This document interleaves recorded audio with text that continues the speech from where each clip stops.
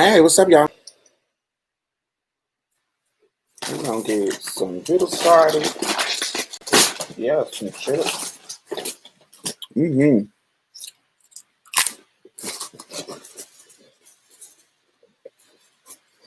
And some juice.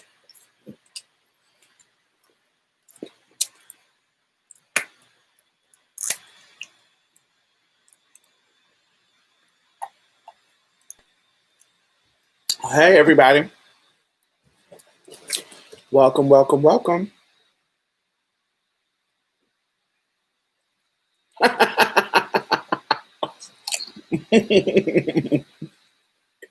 Right.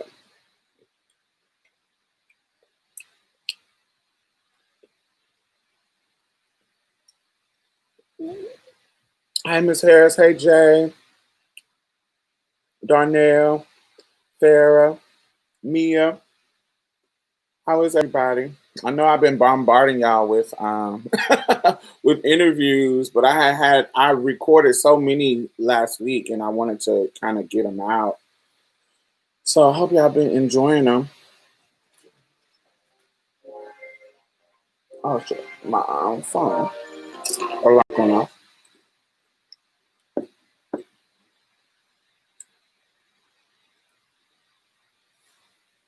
Hey, Katinga.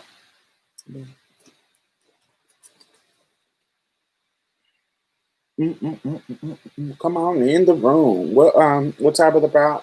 What type of the brown say? Come on in the room. Yes.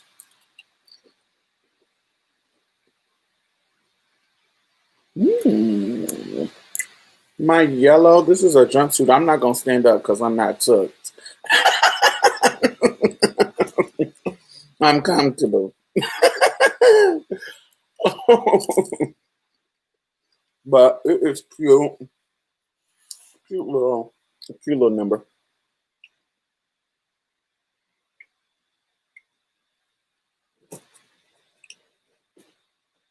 Hey, Aiden. Hey, Victoria.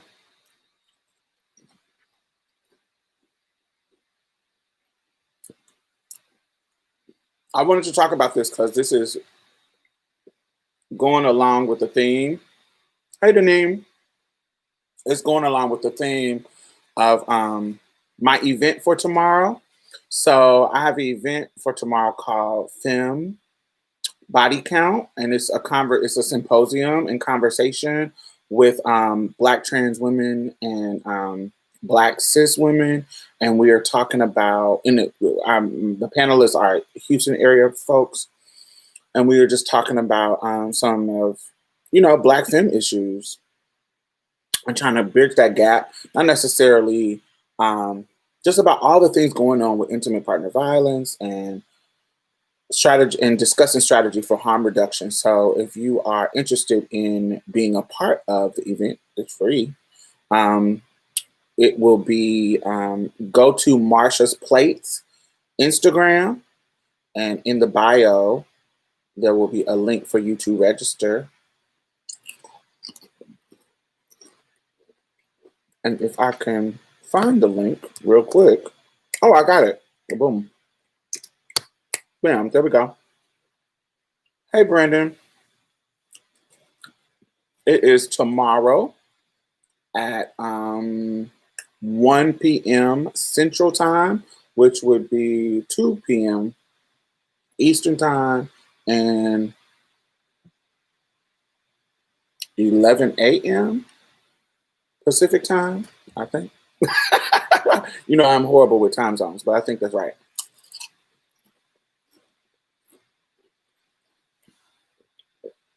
We will have, I'm trying to keep it light. I know this is a heavy topic, and I know people are tired of booms. So I actually hired, not booms, Zooms. I actually hired a DJ. So in between conversations, we will ask for audience participation, but also have a DJ in there playing Black film music so we can, vibe and release some of that negative energy of the heavy topic. I'm trying to make it fun and not just stereotypical Zoom. So yeah, and it's going to be DJ by Janae Williams. She's on Instagram. Her name is Fat Black Clit. I love her. She's a visual artist. Superb. I love her. And she has great taste in music, so I hired her to DJ. You know, because what's the things to do?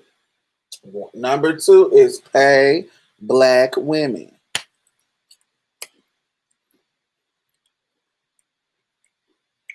And we'll get started in a few minutes. How is everybody doing? I want to do a check-in. How is everybody doing? What's going on in your life for this past week? I have been working.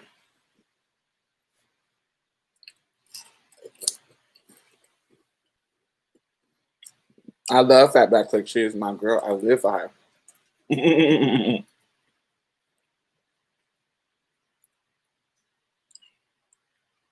What are y'all eating? I'm eating some Lay's sour cream chips because these are fire. I was going to make me a sandwich, but I didn't have enough time before 7. Started a new semester of school this week. And what's your major, Jay? Come on vacation. Thankfully. Are you on like a real vacation, or are you on like a COVID vacation where you're just at home and don't got to work?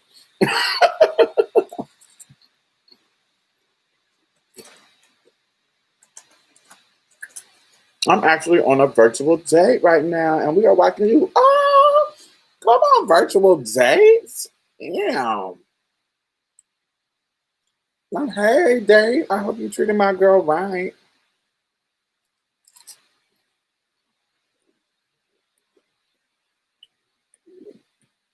I hope I'm not disappointing. I hope the conversations are not disappointing. Because we're going to talk about these niggas and how they trash and ain't shit on this particular episode. So you might lead a day feeling like, oh, all these niggas ain't shit. Fuck it.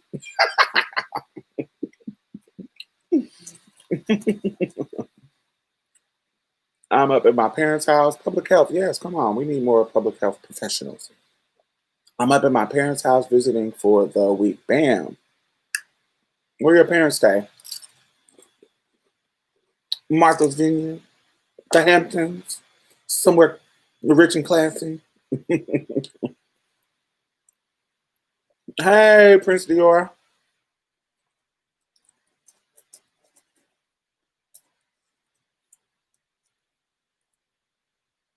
You love a chip on the live, bitch. I do. It's my sickening. I am not a sweet person, so I don't eat cakes and cookies and shit like that. I like salty, savory snacks. So I'm a chip, a cracker bitch, a nut. In my bag of snacks, I have pistachios. I like a nut, a chip, a cracker, something salty, and that's my favorite. Like cookies, cakes, and candies and stuff like that. I could keep that. Not today. This still turns into glucose and sugar and carbs. So not that it's much different, but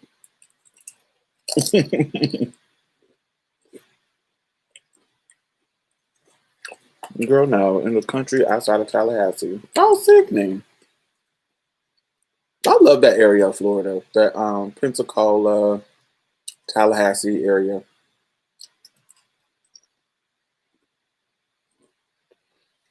So you don't like red velvet cake anymore? So it's not that I don't like sweets. They're just not my go-to. Like I'll eat cake. I'll eat. Actually, cake is not my preferred dessert. I like cheesecake and pies, like sweet potato pie, pecan pie, chocolate pie, stuff like that. If I'm gonna have like a sweet dessert, cheesecake is like my favorite. Cherry cheesecake. Oh God, I love that. But cakes, if I'm gonna choose a cake, it's gonna be my number one is gonna be hummingbird cake. I don't know if you ever heard of that. Hummingbird is my favorite kind of cake, period. Um, it's similar to carrot cake, but not carrot cake at all. It doesn't have carrots in it. It has more like bananas and walnuts, and it's if you never heard of it, look it up. A hummingbird cake. I love hummingbird cake. I think yeah, that's my favorite kind of cake. Mm, that's my mama all the way. She keep a salty snack. Yes, I love it. Be careful in Florida. They acting up down there. Are they ever not acting up in Florida? Like, are they ever not? I think if he has connections in Florida, I'm pretty sure he knows that they are always acting up. I think governor is Jeb Bush still the governor down there, or he timed out? Who's the governor of Florida?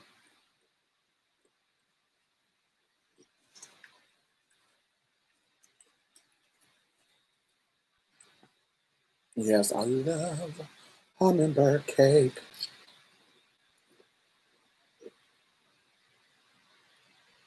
Ron DeSantis. Yeah, I don't be knowing the governors.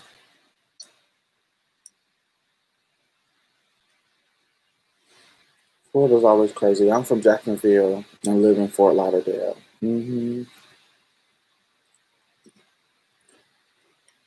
My brother was stationed in Jacksonville.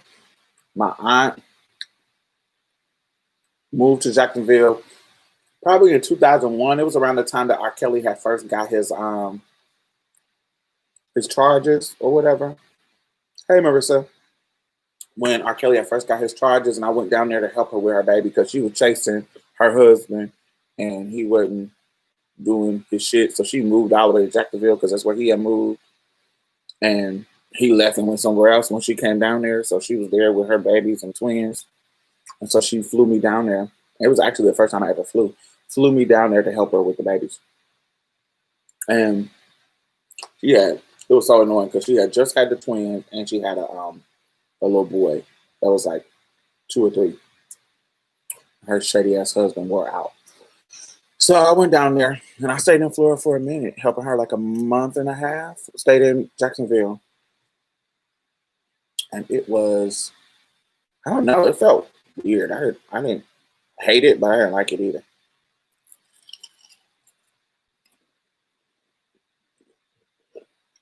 Thank you, Reggie, for the pronoun reminder.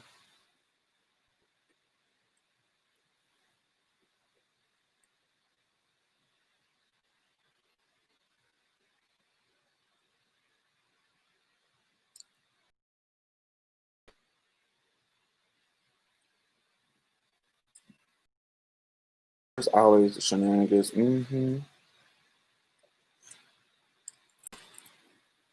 But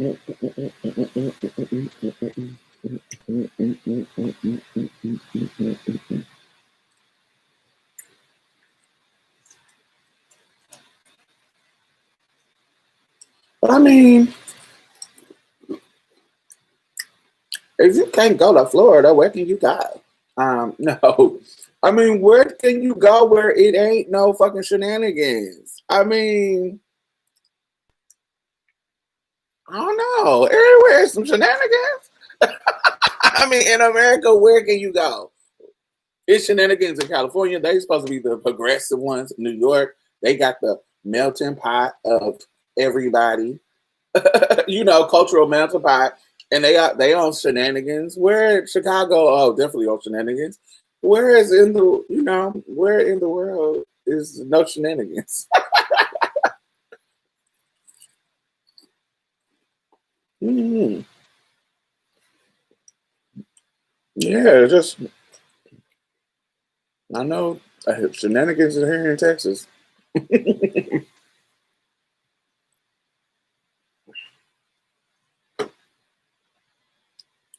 Especially now, it seems like so much freedom with foolishness. Florida has its own special concoction of races and idiots. Yep, that's every state. Their own special brew. Because Indiana was like that. They had their own special brew. Mississippi was like that. Their own bold special brew of races. Hey, Guru.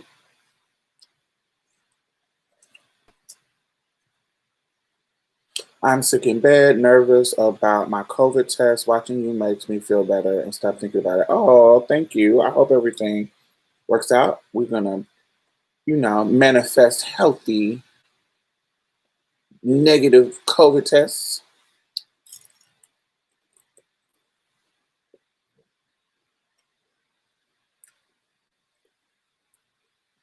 They say MLK Jr. didn't make it further south than Jacksonville.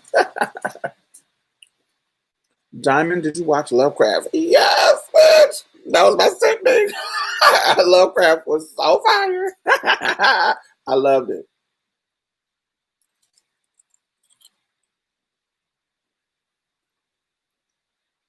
I have been a fan of Journeys forever. And I come to have realize that I love anything that Jordan Peele produces.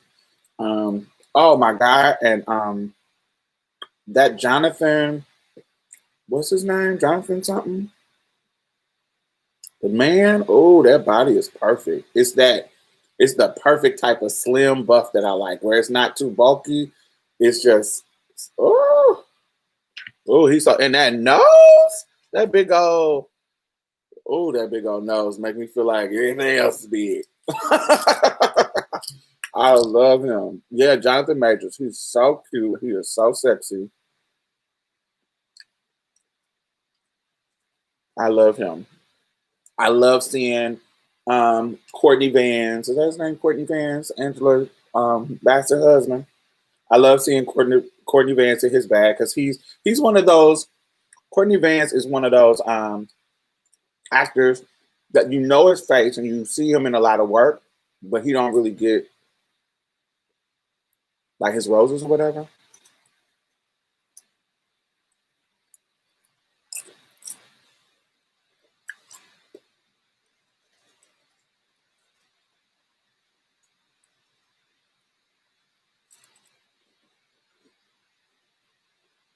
Hmm. I love it. I loved it.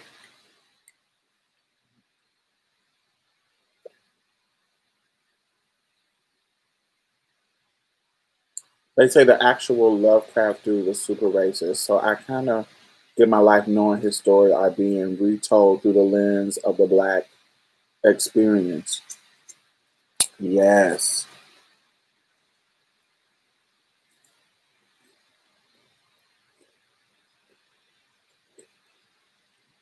I just love the direction. I didn't expect this. I thought it was about to be, I thought it was going to be, well, it is kind of a thriller. I didn't know it was going to be a sci-fi thriller. I don't know what I was paying attention to in the trailers, but I didn't know it was going to be a sci-fi thriller. Sci-fi thrillers are my bag. Race and sci-fi? Thank you. Give it all to me. Give it all to me. I need all of that. I can't wait to see Andre Ellis get into the swing of her bag. Ooh, all of that. She had her pretty legs out on the show on this first episode. I was like, ooh. And when Van started playing with her pussy, I was like, oh, they're about to get real grown. Hey Kay. Hola. The showrunner is a black woman too. Yes, come on, push through. What shows it is called Lovecraft Country, and it's on HBO and comes on Sunday. Yeah, I love all of that. It is my everything. I know we're supposed to be talking. We're gonna start talking about Megan in a few. But what I love about this particular time period is they really get to show how it was a constant setup. Like it was constant anxiety around race. Like you come into a place, you traveling, coming into a place to get something to eat, and shit, at any moment, motherfuckers is chasing you or wearing you out or following you or trying to set you up to kill you because they have the power to do that. And so you're navigating this space where, how am I? Like when the cop was chasing them to get out of town, and then once they get out of town, it's a whole nother situation that they were trying to avoid that he was a part of. That shit was fucking annoying me. And I know in real life, motherfuckers was going through shit like that kind of terrorism that they were living through and survived through, and the anxiety that come up around that being so constant. Oh God, I know that was annoying.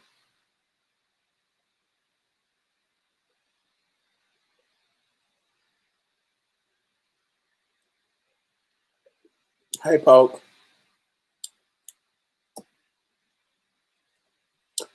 Misha Green is also involved. She was the creative director of Underground.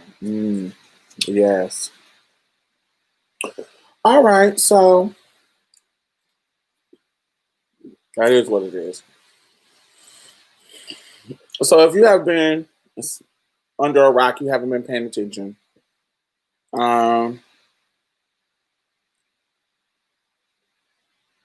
Megan the Stallion, WAP extraordinaire. A new young hot rapper was dating Tory Lane, and there was an incident while she was either I can't remember how the video put it, where she was either coming from Kylie's house or going to Kylie's house, and they were in a car and they got in an argument, and the outcome of the argument was Tory shooting Megan in as she was walking away from him in her foot.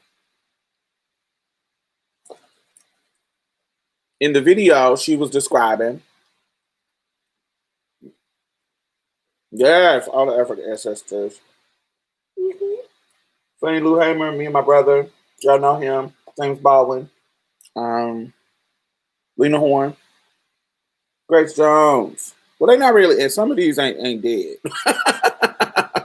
Grace ain't dead.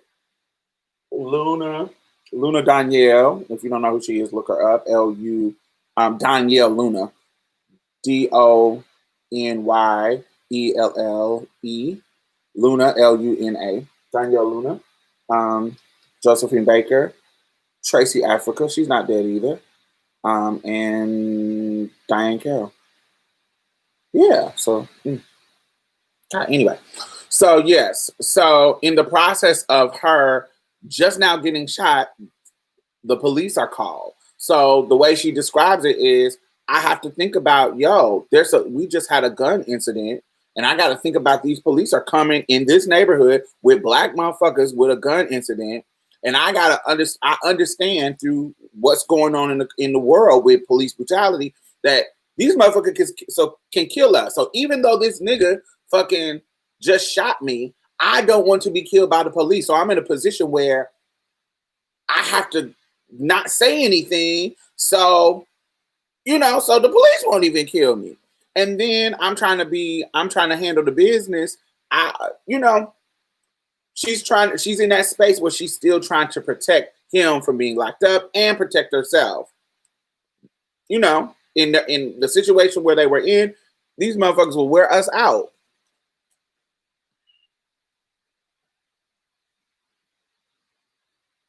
Oh yes, this is mama and daughter.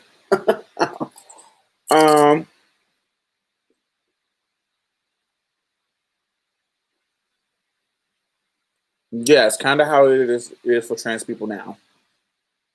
So,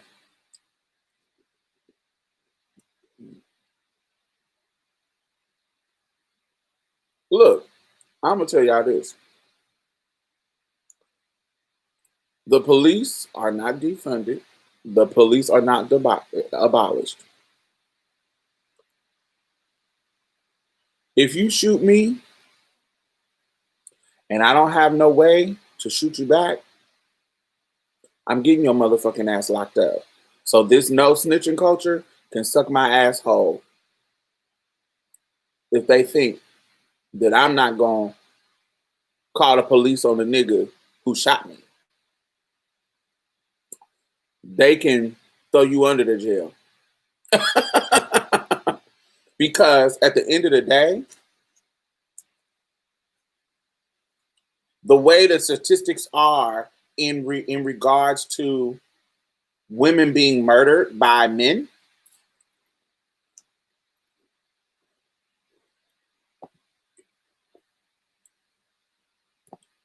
it fits the whole stat. You're a black woman. Black women are the most likely to be victims of intimate partner violence or intimate partner homicide. Usually, in situations of homicide, guns are the weapon of choice. So a gun was involved.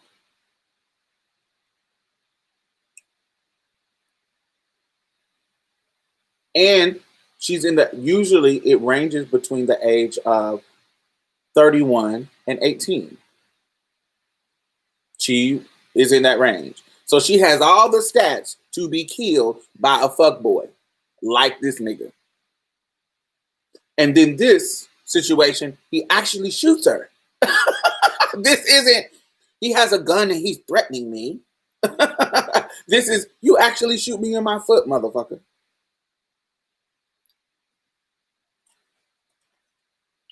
And what the fuck? My foot that can put me on some disabled shit. And I'm a performer. So you trying to mangle my body up?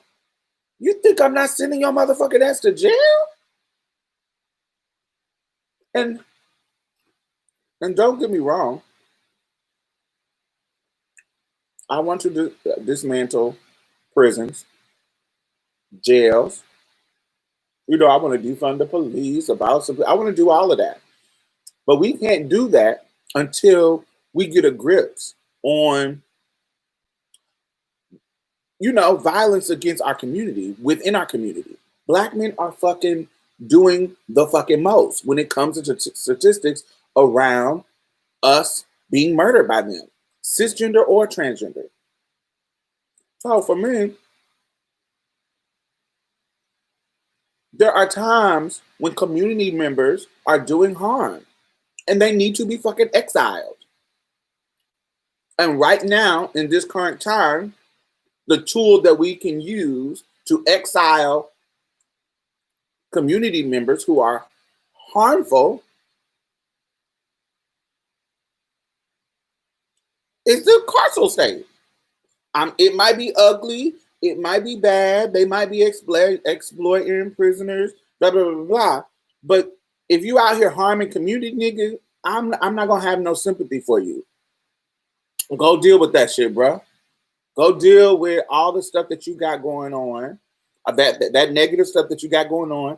Yeah, I'm gonna still be organizing to get non-violent offenders out of jail if you on some fucking drug charges and they railroading you, got you locked up for 20 years for some fucking ounce of weed. Yes, I'm gonna try to fight for you because that's unfair. But you motherfuckers that's rapists, you motherfuckers that's pedophiles, you motherfuckers that's beating women, raping women, blah, blah, blah. Y'all can stay in that motherfucker and deal with all the negative that comes with it. Because I don't give a fuck. You decided to harm community members while you were in community. You couldn't control your fucking behavior. So keep your ass in jail and deal with the white folks wearing your ass out. I don't want to I'm not even having any sympathy for you, nigga. Because you don't have sympathy for your victims. You don't have sympathy for adding positivity to our community. So why are we worried about your motherfucking ass? Go ahead. Go ahead and, get your life in there.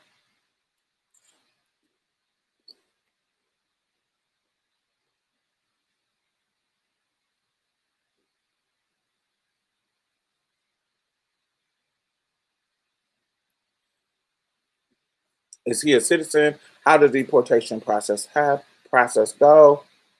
How would it happen after the trial? Oh, if you get any kind of arrest, nigga, if you get arrested, you can be deported.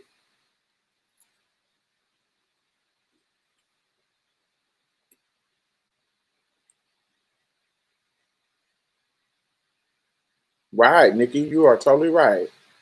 You could have killed her.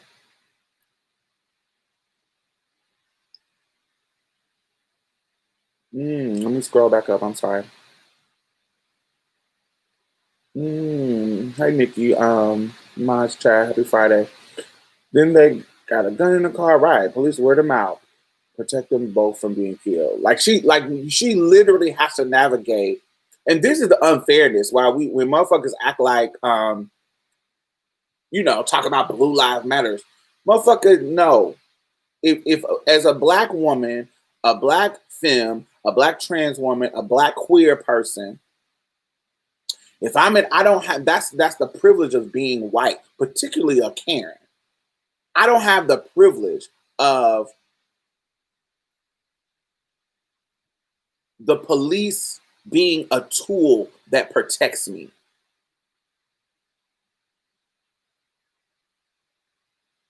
I don't have that privilege. Like she literally in the midst of being shot, her fucking foot is leaking.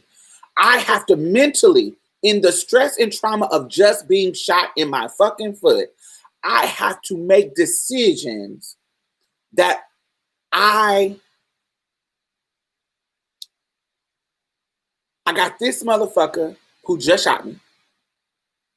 I got these motherfuckers who are the state that will likely shoot me too if I don't play these cards right. Oh, y'all remember that song by Selena Johnson? If you play your cards right, everything's gonna be all right. That's what came on my mind anyway. But yeah, if I play my cards right, I gotta figure out how I'm gonna play this hand. This nigga just shot me. I don't want him to get locked up, or I don't want them to kill him, or maybe I do want him to get locked up, or I don't want to handle it the state way anyway. I want to get my homies, my daddy, my uncles to wear his ass out. But it's so many things. But then I don't want to get killed by the police. They think we got a gun. Just the fact that she had the privilege is just the fact that she has to navigate that space with motherfuckers who are meant to protect and serve her. If you don't have to deal with that, that's a privilege that you have.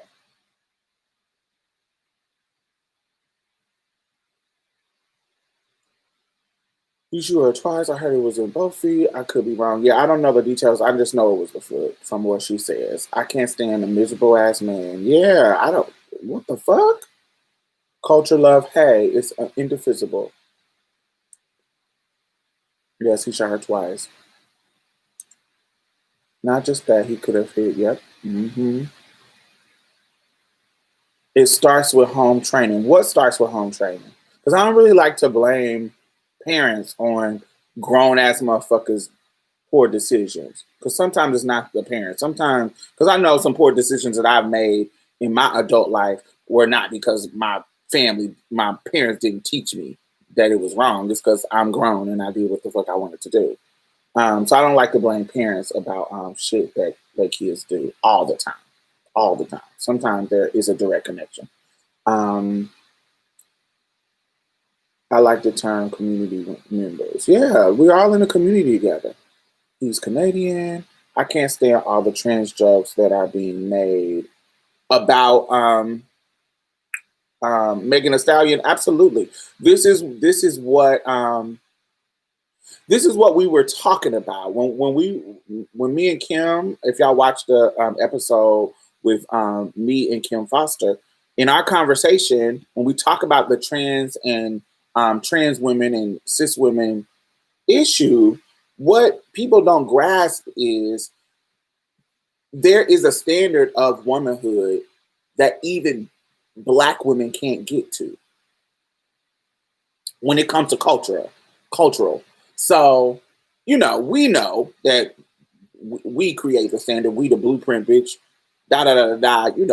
The cis black woman is the fucking cradle of humanity. We know that, but when it comes to white supremacy being in power, this level of what femininity looks like is rooted in white supremacy, rooted in patriarchy, rooted in Eurocentric beauty. So no matter what a Black woman does, she will not get to the hierarchy of white femininity, not white feminism, that either, but white femininity. And what you can't be too tall, you can't be too big, you can't da da da da.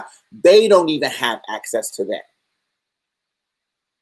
You feel what I'm saying? So if we dismantle this thing about what a woman is, what the gender binary, it allows room for us to expand the capacity of womanhood we can actually manifest.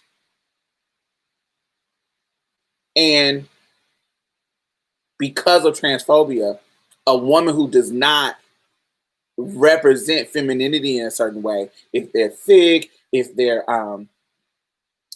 tall, if they're fit and muscular, they're going to always have transphobic jokes that is thrown at them. Serena Williams, Megan the Stallion, anybody who does not fit these feminine beauty standards that the world has put up against us.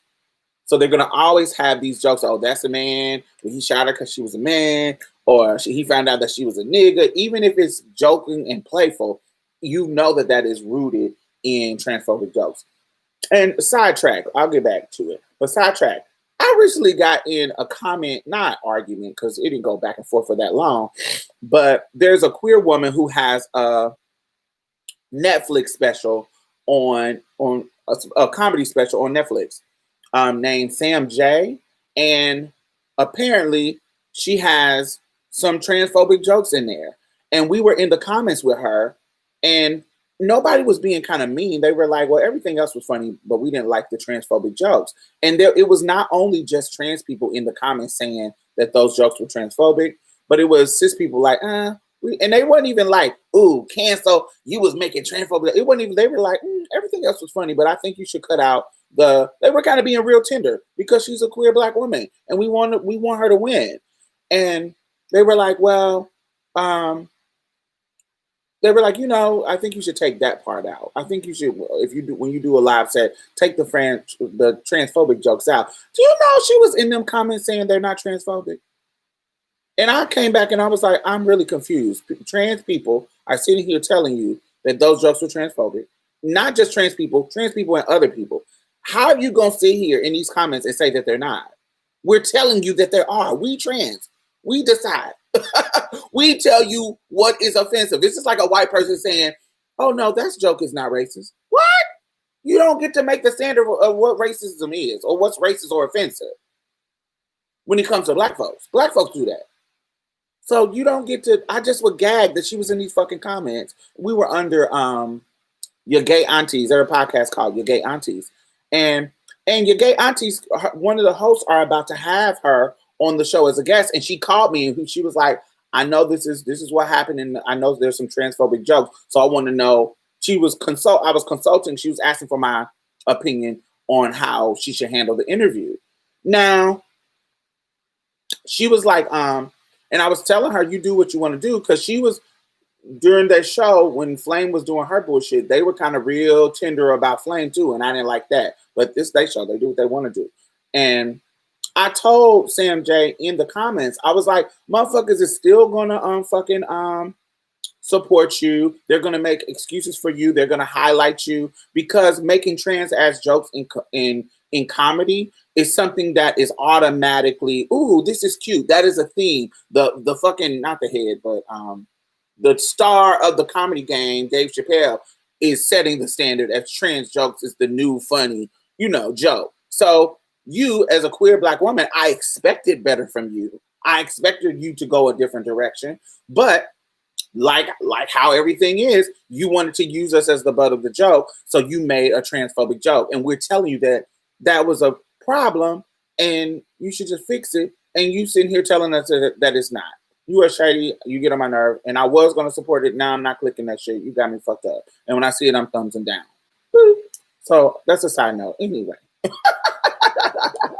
I was annoyed by that. But yes, and the transphobic joke that has become that's become a theme, and so people like Meg the Stallion, who is a big, naturally bodied, fit girl, tall, you know, they're gonna give that, even though she's super feminine, super sexy. They're just gonna try, especially particularly black men, because I don't see white men doing that. Maybe in some circles, but I'm seeing black men doing it because they're trash. Um, Animalistic behavior needs to be caged. I don't like to. I get what you're saying. I just don't like to refer to black people as animals, monkeys, and stuff like that. I try to stay clear from that. Anything like animals, because that goes along with racist tropes, and I don't like to add to that. Because white folks do that when they see us fighting. Even though you see white folks in viral videos twirling each other, when they see us fighting, it's, ooh, look at these apes, look at these animals, look at it. I don't like to play in that water when it comes to race issues, because it kind of solidifies that kind of animal stereotypes. I don't really like to use that language about behavior in regards to black people. You can, but I understand what you're saying, but I just don't like to. Fuck blue lives, absolutely. The only blue love I care about is Breonna Taylor's, and are those cops still out and free? How about that? Why y'all ain't locked them up? Were they in a relationship? Yes. Then being told to lay on the concrete on your stomach with a damn bloody foot, motherfucker, too fucking much. Yeah, annoying. And to be honest, the police are not required to solve any crimes.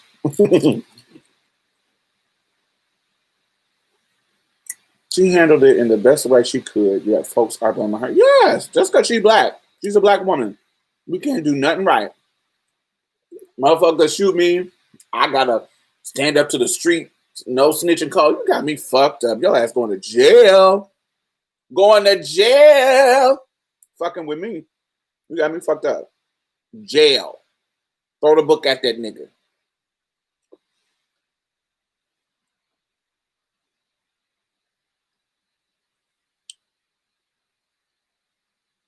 Catch 22. Absolutely.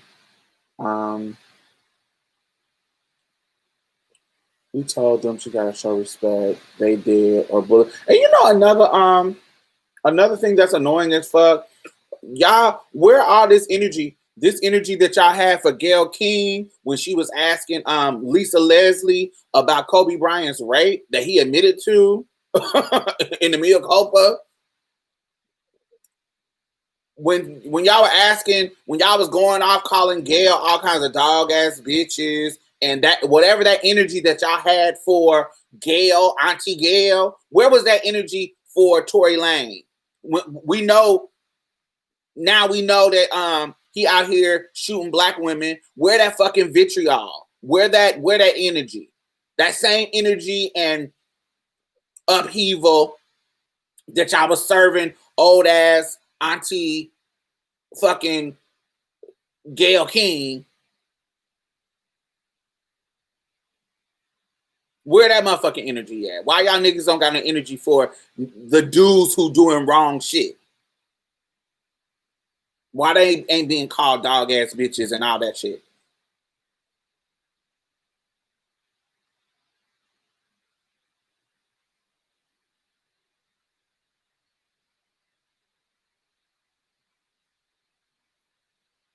Yeah, she completely missed a teachable moment. Yo, that dude thinking they know it. Like, uh-huh.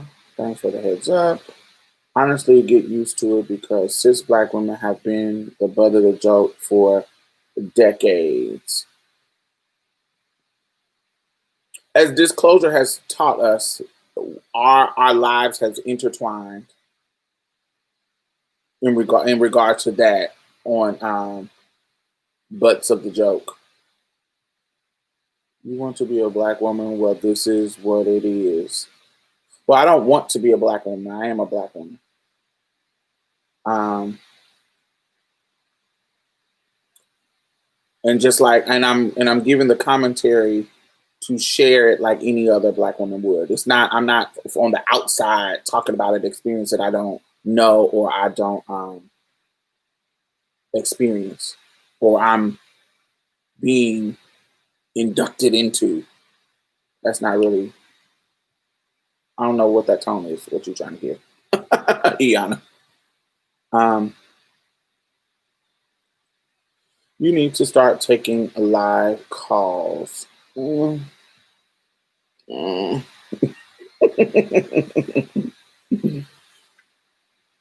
I don't know about telling on Black people in particular. I'd rather go get us serious help. I don't trust it. Have you heard of investigators?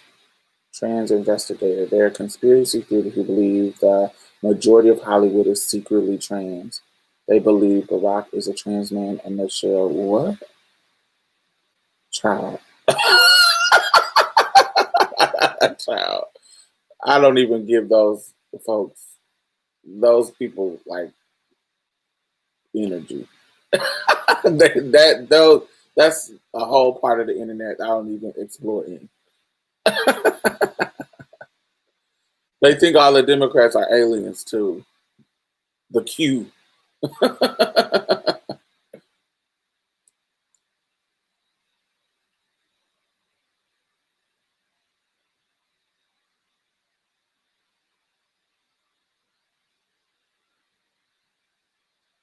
Mm-mm. No, thank you. I had posted on my Twitter. This nigga has said, let me go to it.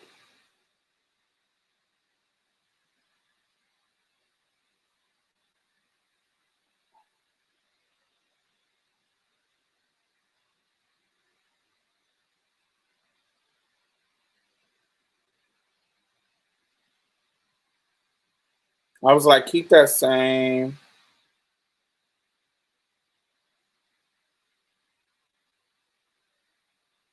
Here, he gonna say, I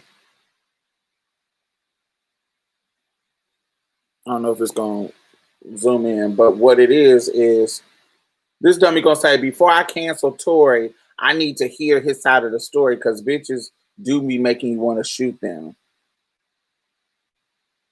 This is a Black man. His name is T. Pinson. But I see multiple dudes copy and paste this post, so I don't know if he's the originator or not, but I saw he was the originator. I saw that he's the first person that I saw. And I said, keep that same energy when the police is shooting y'all motherfuckers. When the police is shooting y'all and we don't have the tape and we don't have no evidence, we gonna say that too. Well, we ain't gonna cancel the police when they killing you.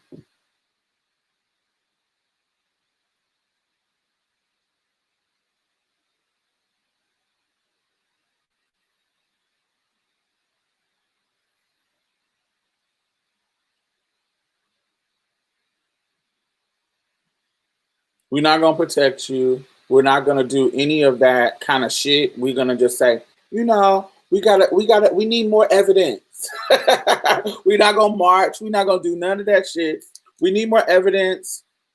We're not gonna focus on the statistics that police kill Black men. And more than likely, this is going to be one of those statistics. We're not going to say that. We're going to wait for the evidence, right?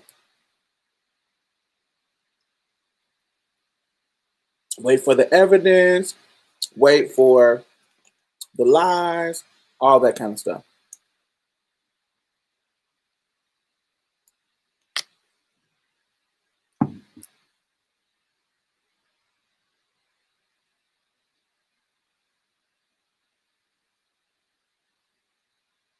Thank you, Prince, for the donation. Thank you, thank you, thank you. Do y'all feel? Are y'all tired of that? Like I'm kind of tired. Like this George Floyd shit really pointed out to me a lot of shit that I am tired of in regards to police brutality and how we respond to it. Everything just kind of culminated in that experience. From Breonna Taylor, her situation happened in mid-May. And it wasn't until we went to the streets for George Floyd, a cishet nigga, and I've talked about this before, when we went to the street for him, that we had to say her name. Breonna just got killed in her home by police, and there has been no uproar. But when this black dude gets killed, it's time to go to the streets. And it's not that is not that they don't need care. It's just that these selective fields and these selective care that just goes to black dudes, black cis dudes, is annoying me. It is upsetting me and my homegirl. I am annoyed by that. Then Tony McDade, the Tony McDade situation where he's murdered around that same time by police. And in that moment, you know, his family, who wasn't even fucking supporting him, is now the beneficiary of a GoFundMe, $201,000 GoFundMe, and he was sleeping on somebody's couch because his family wasn't fucking with him while he was alive. And now he died. Y'all motherfuckers not rich, but y'all motherfuckers about to get 200K. I'm annoyed by that. I'm annoyed by, in the midst of an uprising, a trans woman is beaten and attacked in Minneapolis, in the area where we are uprising for Black lives. A Black trans woman is jumped by cis, and all that shit. It made me feel like I don't want to be in uprising and protesting for motherfuckers. I just don't. I normally do, but it got me to the point where I'm just gonna focus on my folks, and my folks ain't just trans folks. I'm talking about my folks that I'm in community with that care. You know, it's anybody who has the community capacity to build something with everybody. I just no longer feel like the investment in all cishet motherfuckers. I just don't. The ones that are out here doing the work to dismantle these systems with us, in solidarity with trans folks, in solidarity with queer folks, in solidarity with Black women, yeah, I fuck with them. But all of these motherfuckers, I can't even. Do you deserve to live? Did you deserve to die? Yes, you deserve to live. No, you didn't deserve to die. The police shouldn't be killing you. But I'm going to reserve my protesting for motherfuckers who I think will, you know, stand up for me and my folks and Black women. I don't have to remind them to say her name. They're going to go up in the same way when a Black woman is murdered as a Black man, because I'm not seeing the same response. And I hate to say that's a privilege, but that's what it is. There's a nuance in privilege and oppression. The privilege of dying at the hands of the state as a cis Black man is everybody in our community is going to rally around it. If you don't,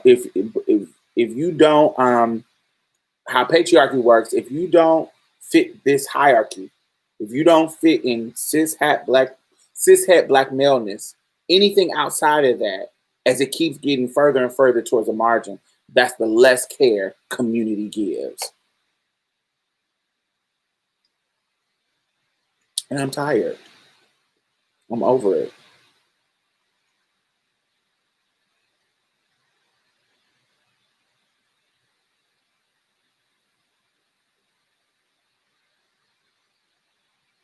Yeah, it says Black masculine lives matter more. Absolutely.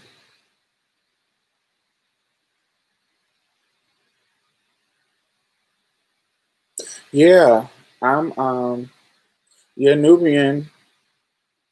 I'm just not going to. I start to feel like a pick me. I start to feel like, why am I loyal to these motherfuckers when they're not loyal to us? And I'm not talking about dating. I'm gonna date a Black man romantically, of course. I'm talking about social justice wise. It just gets to a point where every time something happens to us, there's a conversation that where we are rebutting, like there's something that Black men are culturally saying as a community. Not all of them, but like this conversation about, well, what did she do? Why did he shoot her? And then, like, nigga, what? I'm just tired of that kind of back and forth and lack of loyalty and lack of support that they don't show us on a cultural community level. I know it's going to be some individuals, Coons and fucking Candace Owens and Ben Carsons and whoever else and Umar Johnsons. But I'm talking about on a community level. There is always a pushback on Black women. If motherfuckers is being unfair to a Black woman on video at a restaurant and she clicks and go off, it's always Black men. Oh, she was too ghetto. She was too loud. Even though they had done her wrong that got her to the point of going off. Oh, she shouldn't have did that. And that's how Black women is. And like adding to these racist tropes against us, they just go along with it. I'm just tired. Yeah, I'm just tired of that. Culturally and communally. I'm still going to date Black men because that's who I'm romantically attracted to. But culture and community, I'm tired, child.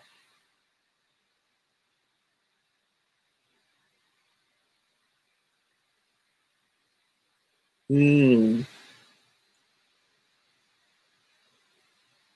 Oh, Reggie, that is so true. I don't fight for cis Black men. Patriarchy has people invested in uplifting them when they're killed, despite the violence that we endure from them. I hung up my marching boots in 2016 after they talked cash shit about Philando Castile's fiance. Boom.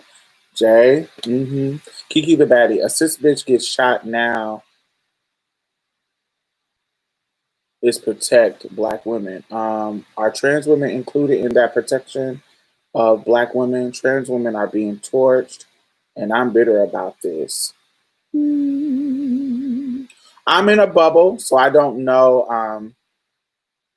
I'm pretty sure there's some people that don't include trans women in that protection, but I'm in a bubble, so the bubble that I'm in, when trans women are attacked is just as much outrage as when Black women attack. But like I said, I have curated my friends and my circle with people that care about trans women and Black women, and include Black trans women in the Black woman narrative. But I'm in a bubble, but I'm pretty sure there's some transphobic turfs, Black turfs. Diamond, from all that international outrage, not one substantive change has been made. That is sad. Yeah, it angered me. I understand your frustration because, child, these pro-Black, homophobic, and transphobic folks really feel entitled to what Black lives really matter, and I shouldn't feel like I'm in tug of war between them. Absolutely. With certain Black people, it feels right around. Compassion is not. Let me see. Is not being reciprocated. Absolutely. It's like standing on protesting for them in the past. All of you, like, this is the thanks I get. Absolutely.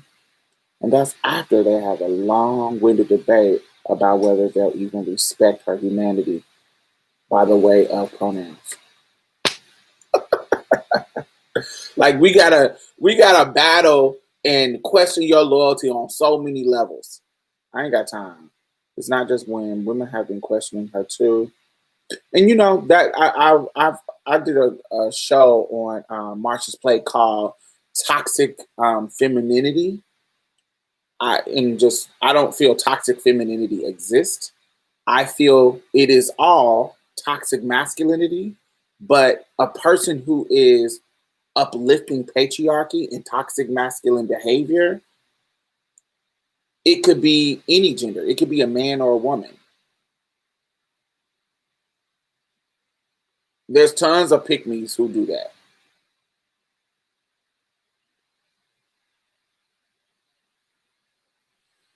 Mm,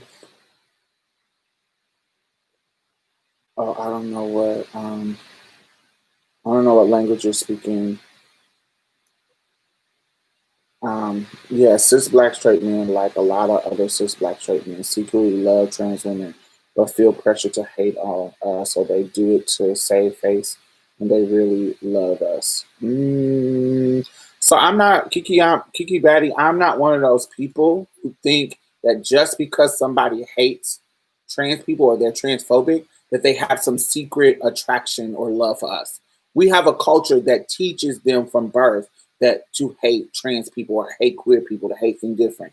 It has nothing to do with some secret love. Is there people who have that? Absolutely. But I don't think that's everybody. It's just like racist white men. I don't think racist white men all have a secret attraction for black women. There's some that do, but I think they're racist and they're raised in a culture that says black is less. And so they hate black women because of that. They don't need some secret underlining, ulterior motive. They're just racist, being raised in a racist country, so they don't like you because you black. Simple as that. And I think that comes with transphobia too. I think they don't need all this extra psychological shit to hate trans folk. They just do because this the culture we live in that has taught them to hate things different that are not cis het normative. They don't need all some. We give them all these secret, all these pathologies. We give them all these reasons. Oh, they really like us, but they hate themselves, and they can't let it. All these mystical pathologies. They don't need that. Our culture teaches them to not like us, and that's all they need. That is, they don't need to be any secret or any secret pathology at all. So I'm not one of them people that think that they have some secret love. Some of them do, absolutely, yes, but I don't think they need that to hate us. They don't. It can be something simple as my parents taught me that queer shit is against God. I believe in God, so I'm against you. It could be as simple as that. And that's how I was culturally raised, so that's how I'm going to think. Saying what did she do to deserve it is like saying what did Trayvon do to get killed. Absolutely. Another policing the women's identity. Absolutely. That's a part of transphobia.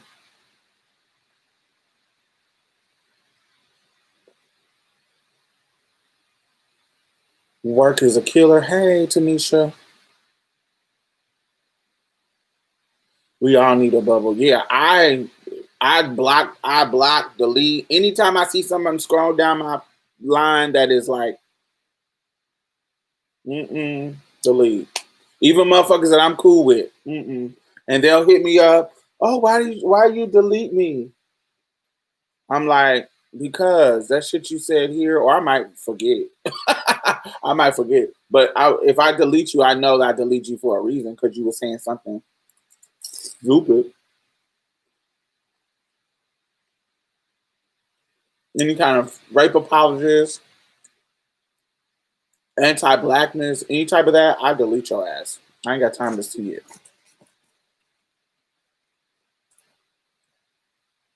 There's some trans girls that I'm like that. There's some trans girls that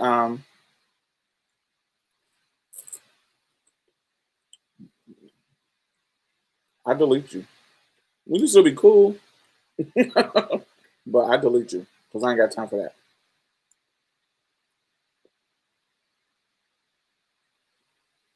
Black cishet men are more coddled and cared for by white men and white women in a social political sense. Hmm. Explain that a little bit more. This diverse protesters and international protesters ain't coming out for no black women. Mm-hmm. The victim blaming also annoys me. Always. Definitely some black toast. Absolutely. As a woman of trans experience and heterosexual, I'm in the game for heterosexual men too, just like the next woman. And it doesn't make those men less or gay to be with me. They're straight. Fuck being loyal to them. Give these motherfuckers the same energy. hmm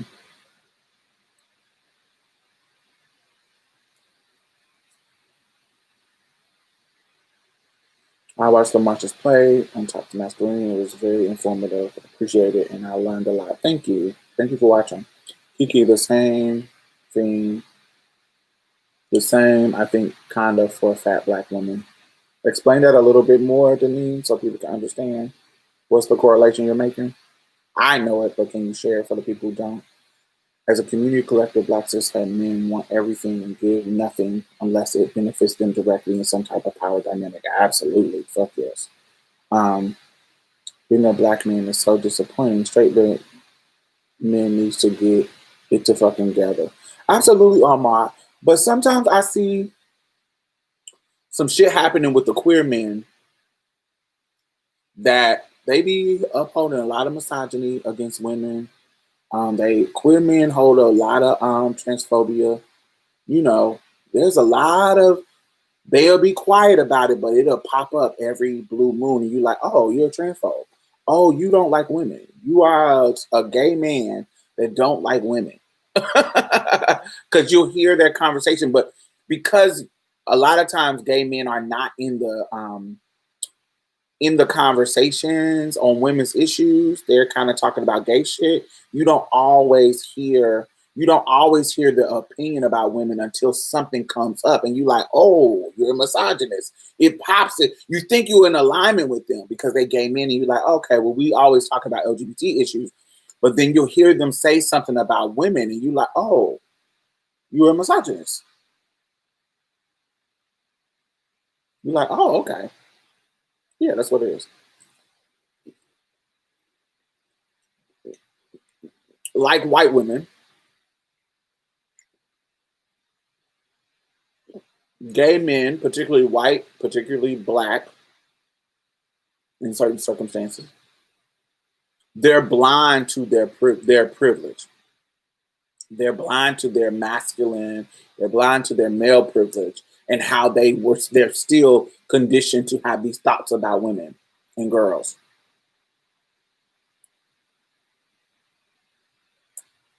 Because they'll be like, you need to be more femme. You need to be. They'll hold up these beauty standards of women that who deserve respect. Like you got to be sickening and beat for me to live for you. If you a brick cis woman, girl, you're less than a woman.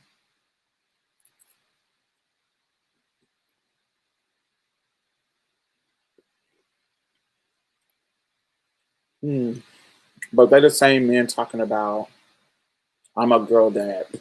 Right. I knew patriarchy wasn't shit when I came home to my father telling him how I defended myself to niggas. He says, but you shouldn't have stepped to him. What? Who says that? What dad says that to anybody? Anybody their son step to. That's weird.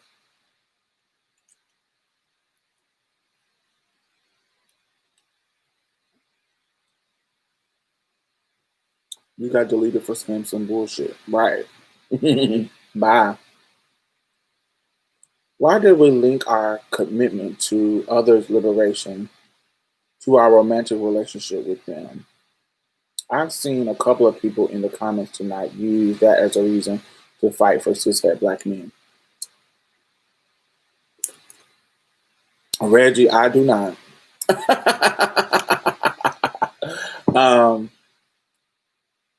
I'm more. I'm getting to the point. I don't. It. That is a hotep sensibility that I'm like to me, where that whole Umar Johnson, where he like you can't be pro black if you don't have a pro black man or a black man. I don't know.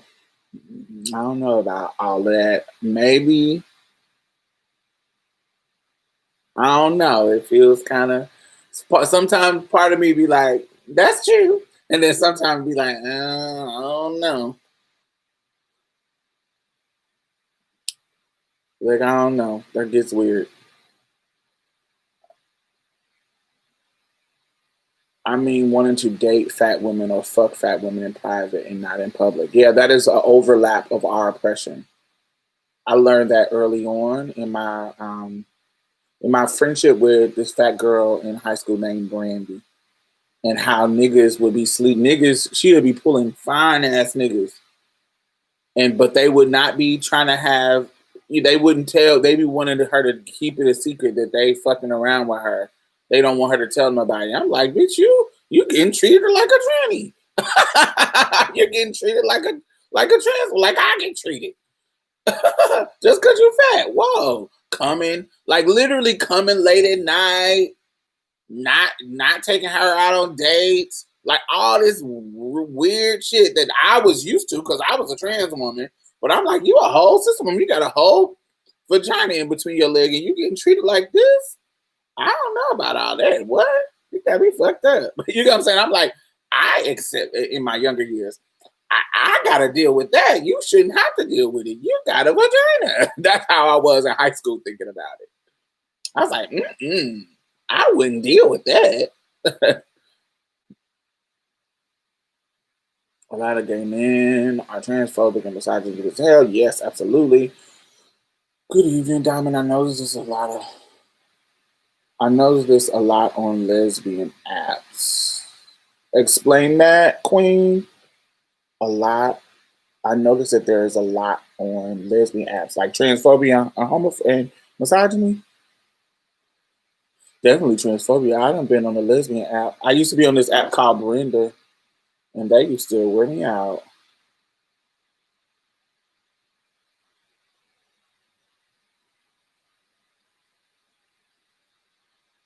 And it's an app called Her. Is it Her? Something.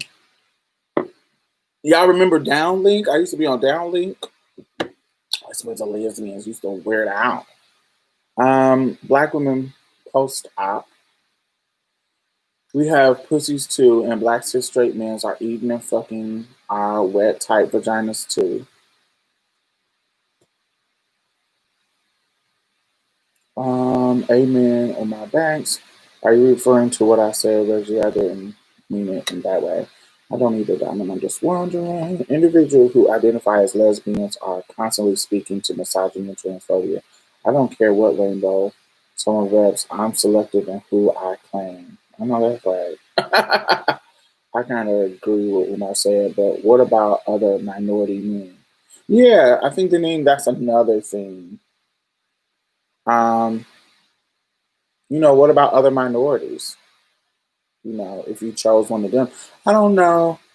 I don't know. That it gets kind of weird.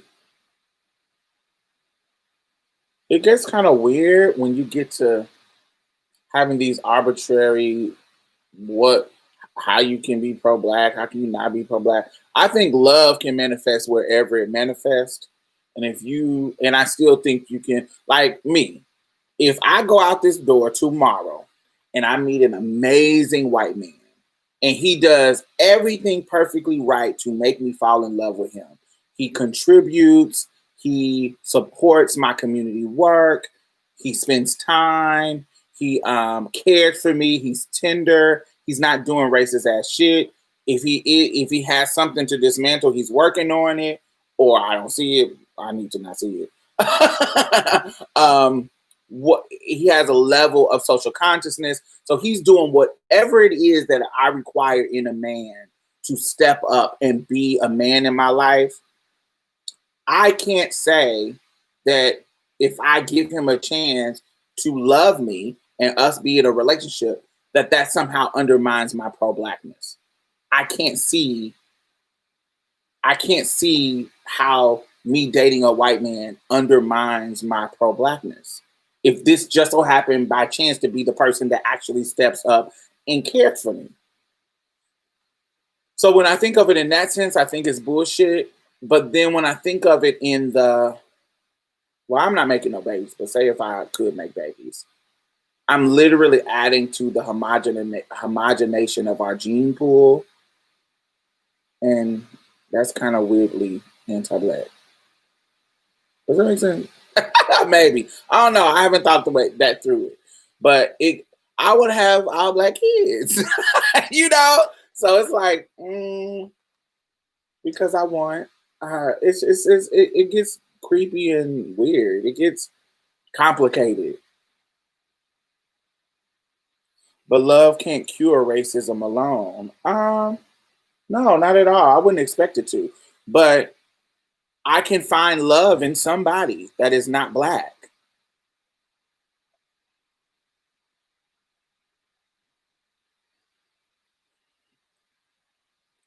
It's just I can see if I'm engaging with any race of person. It could be white, Latina, Asian, whoever that is not black. If however the cookie crumbles, however the chips fall, this is the one that steps up and does everything right in regard to what I'm looking for. Not an ally, because an ally, I don't think of allies as romantic partners. They're just allies. I'm talking about somebody who is pursuing you, a suitor, a person who is pursuing you romantically. All the stuff that you require for them to do, whether it be dating, how they talk to you, how they treat you, how they show up in your life. If they do everything right, all your standards, all everything right as a man, and you fall in love with them, I think that could be anybody. I think it could be a black man. I think it could be a white man. I think it could be anybody. And that doesn't take away from your own personal journey in dismantling white supremacy, dismantling patriarchy, your beliefs in regards to that. It may look like it from the outside in, like, oh, she got her a white man, somebody judging you, but your actual integrity about dismantling those systems has not changed just because this man showed up in your life and started treating you well. Look at Serena Williams is a perfect example. She dated all those industry black men, and that she said they all treated her like shit. And finally, she get this white man, owner of Reddit, treat her like a motherfucking queen. I mean, what you supposed to? She supposed to sit and wait for a nigga just to be pro-black when this dude stepped up, got everything she looking for? Child, go ahead, Serena. Get your white cane. I'm not mad at you. Idealistically, I want you to have a black man and blah blah blah blah. But that's not how the chips fell. A white man stepped up and married you and treated you like a queen and supported you, blah blah blah blah. So you the one.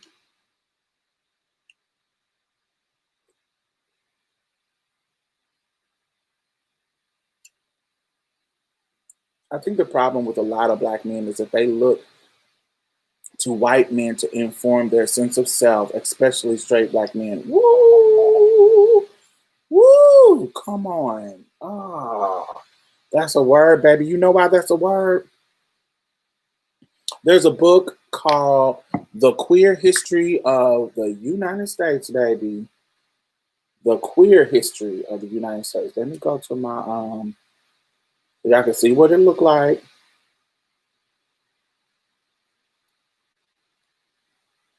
Go to the library. This right here. An editorial in the Chicago. A Queer History of the United States. Something. By Michael Bronsky. And he lays out through evidence how during the Theodore Roosevelt era of American culture, how culturally they started making masculinity this type of masculinity, this outdoorsy shooting ducks and all this kind of really uber masculine tropes started to be the image of masculinity. And this is also during the time that black folks were trying to prove their humanity, prove their womanhood, prove their manhood. And so they were doing, remember what Frederick, I just bit my tongue, shit. Remember what Frederick Douglass did? He did that kind of image activism type shit. He took pictures of black people and himself in distinguished clothes so they can look clean and distinguished and like gentlemen and gentlewomen and upstanding citizens. Look how amazing they look. Like he literally used photography as image activism. In his book, he talks about it. During this time, Black folks were trying to prove that they could be just like white folks, just like this standard of the status quo.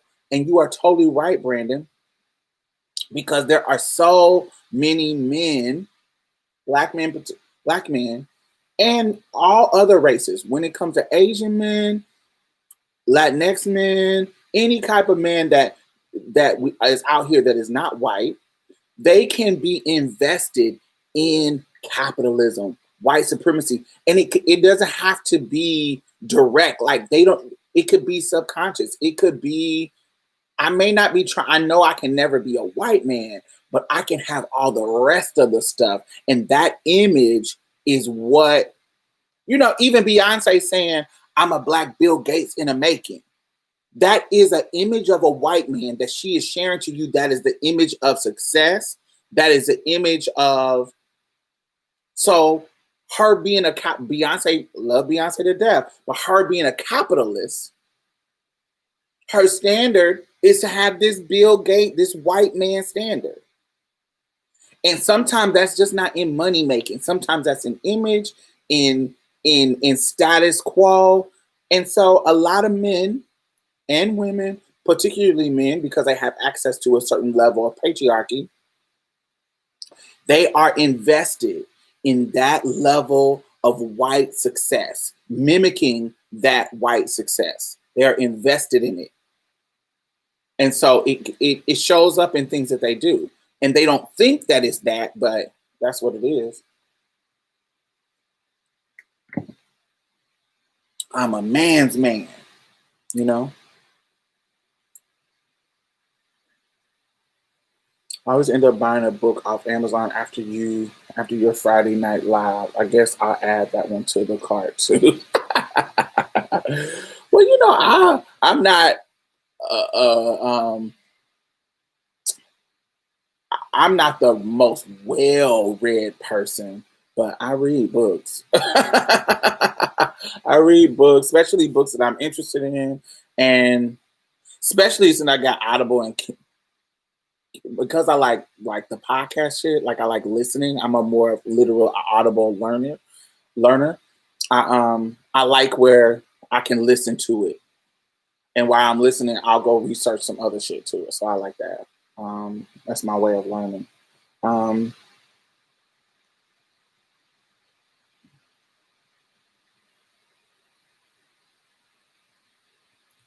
Slotted, we're talking about mainly about forms of masculinity in Black men. That book is a necessary reading. What's the name of the book? Yes, the Queer History of the United States of America by Michael Weinstein. I have to disagree about Black men following the blueprint of white patriarchy. That would involve actually building an economic infrastructure, protecting their women and children, Black men only. There is an economic infrastructure that Black men do, and white men don't necessarily protect their women and children when it comes to keeping their patriarchal control. That has never been something that, look, when we think about Jonesboro in Louisiana, when white men had to give up their slaves, their women and their children became the people who tended the land. They became their slaves. It wasn't about protecting them. It was about, they're always the next in line to be exploited. Like the poor white folks, it's the women and children that the white men exploit to till the land, to do whatever they needed to do to build their power, their patriarchal power. So protecting their women and children is never exclusive to patriarchal power. Included in patriarchal power, in that power structure. They're always, that's not necessarily like the blueprint of white patriarchy, because it's naturally exploitive to everybody. And cishet Black men who reach a level of financial security, they're mimicking the same power structure. Like middle class, like look at Jay-Z, look at anybody who comes with money. They mimic the same thing. They just mimic it. It's just in blackface.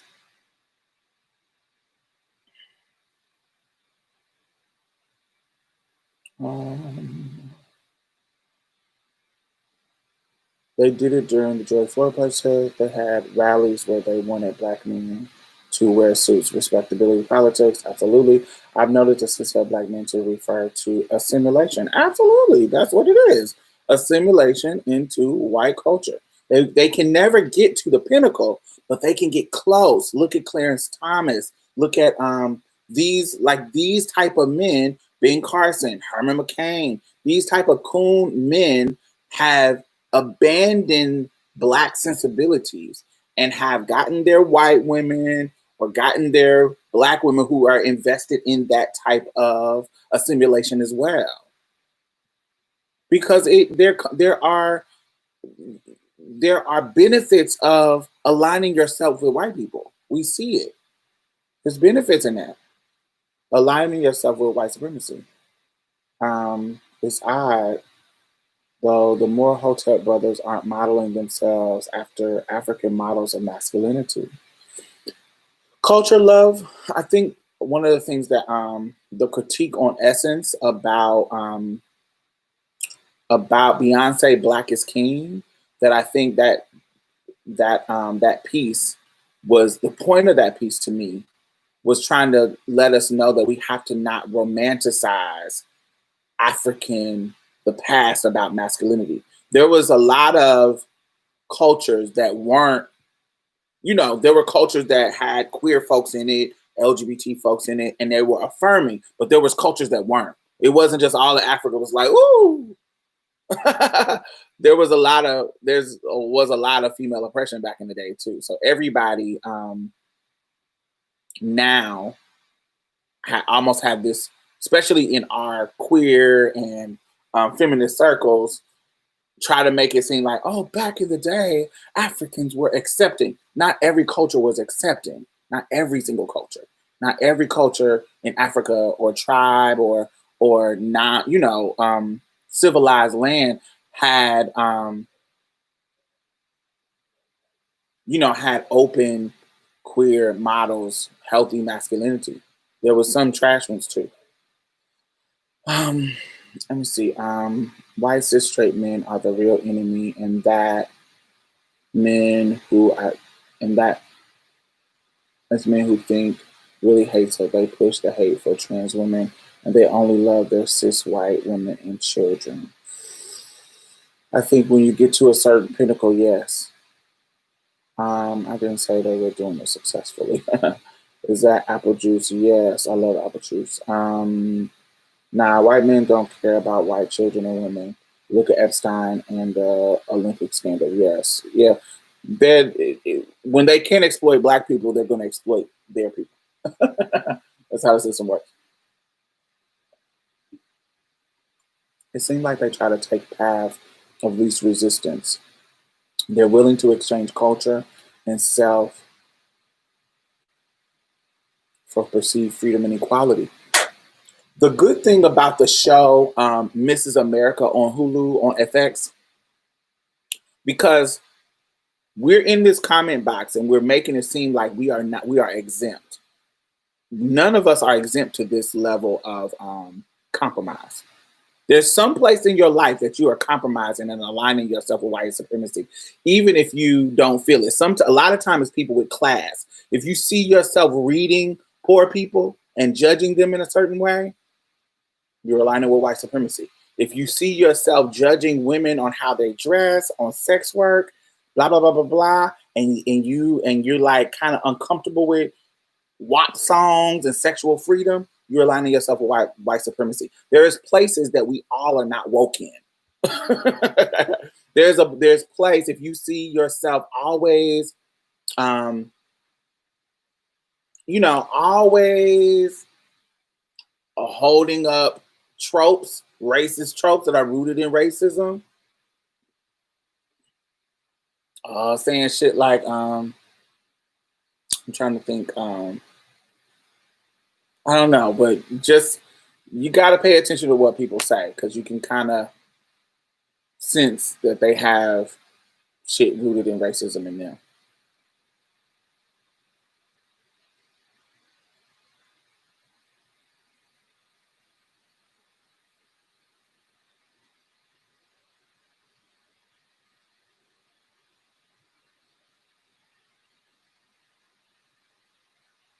Since we were talking about romantically being attracted to allies, my celebrity crush was talking all the right pro blackery. I got wet. He is a black man. Who? Cultural love that makes sense queen. Biological black women.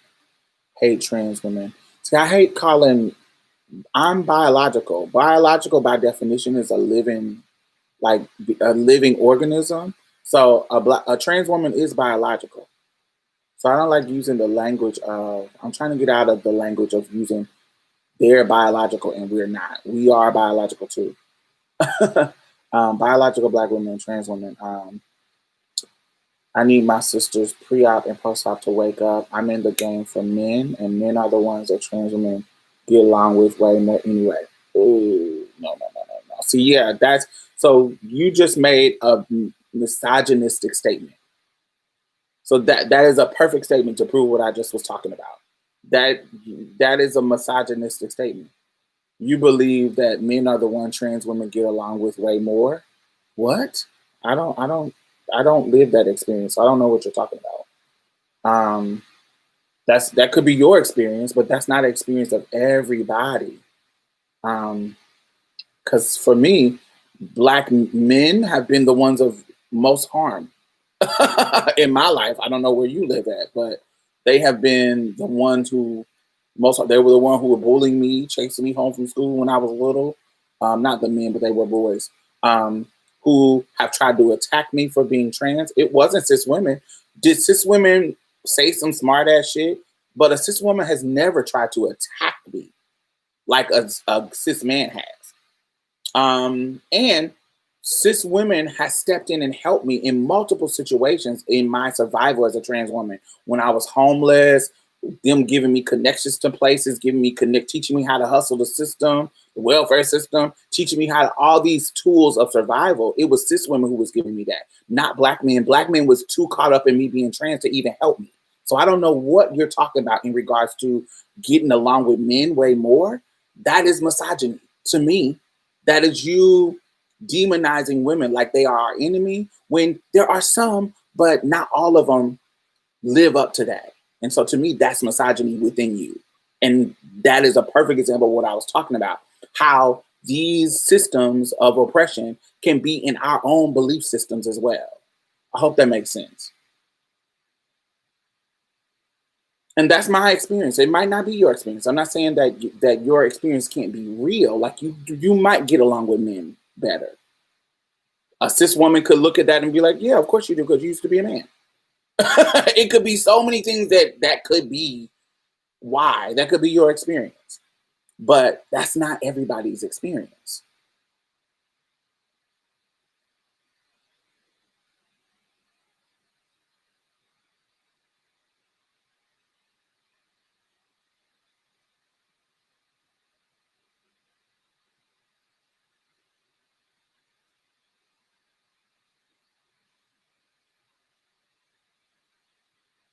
Yeah, I don't know. She's confusing the men she sleeps with the men in the real world. Yeah, I don't want to um, devalue your experience, but it just feels what you're saying just feels weird. It feels I don't know. That might be your experience, but that's not everybody's experience.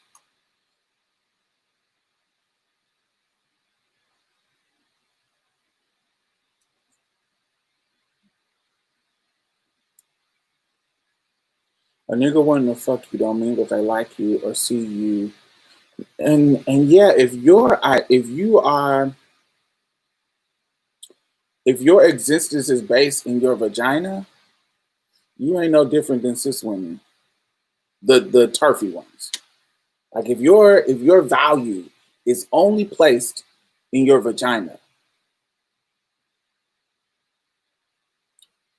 you got some work to do, sis.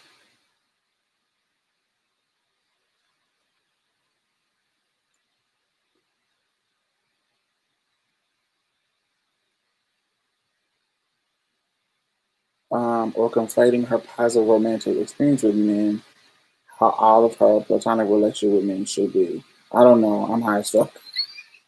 I are you LA? You would make an awesome professor. This is my classroom. I am a professor. I don't have the money to change careers, but I actually wanted to be a teacher when I was younger. But because I was trans, I felt like dealing with children would put me at risk for some kind of pedophile shit, and I was like, oh no, I don't want no parents talking about y'all got this tranny teaching my child, and no, I didn't want to deal with that, but I wanted to be a teacher. I'm never going to get along better with men, let alone black men, especially being a black trans woman. I don't know. They seem to be the source of harm for me. I don't know about other people. That could be true, but they're the source of harm for me. Anybody who has harmed me, like physically, tried to fight me or do anything like that, it has been black men. At mostly. Like I've never gotten to a fight but one time with a white boy. And that was when I was 16. He was like 18. And we was in a group home together. Beat the shit out of him because he was racist. But I've never been in a situation where I'm not in circles with white men. And that could be because of proximity, you know. Yeah, I don't really have that experience. It's the structures of white supremacy that fucks with me, not necessarily individual white men. Like individual white men in the world, we don't like. I don't talk to white men in the world. like there was a white man that lived across the hall from me recently. So I've been here for 10 years, and in my apartment complex, and he lived across the hall. We only spoke to each other sometimes, and it was usually when we were in agreement of a complaint. Like one of our next door neighbors, his dog kept on tearing up shit. The upstairs above me, he kept on tearing up shit, and it would blow. The wind would blow and throw it all over our yard. Me and the white man went into the office and complained about that shit together. Just randomly, we were in the office complaining about it because we would have to come out and fucking rake that shit up, and he wouldn't come out he would come clean it up, but it would take him fucking it would take him years. Well, not 10, about 9. Yeah, 2021 would be 10 years for me. But it would take, instead of him coming cleaning it up when the dog does it, it would take him a week to do it. So we would end up doing it, unless we wanted to come out of the door and see trash all over the yard. So we would have to clean it up. And so we got tired of that shit. So we went and complained. Not together. It just so happened we were in the office complaining at the same time. And so I was annoyed. And so, but me and him didn't talk. We don't talk. There's not a lot of white men that I have engagements with. Like it really is. Like I'm not in community with white men like that for them to harm me. Like in my mind,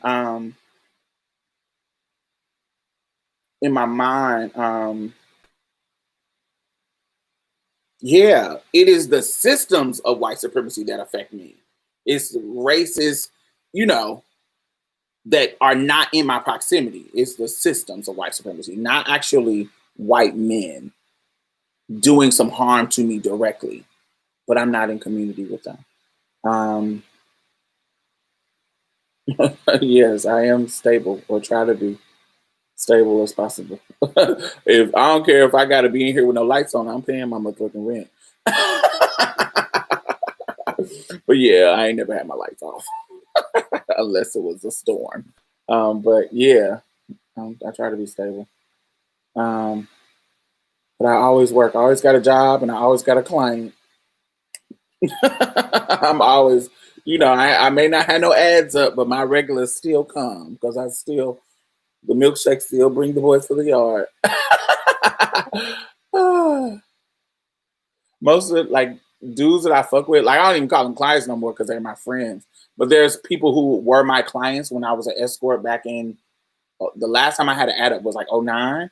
There was clients that I had back then who I still see now, but our dynamic has changed. They still give me money, but it's just not a direct sex exchange. We hang out and do shit as friends too.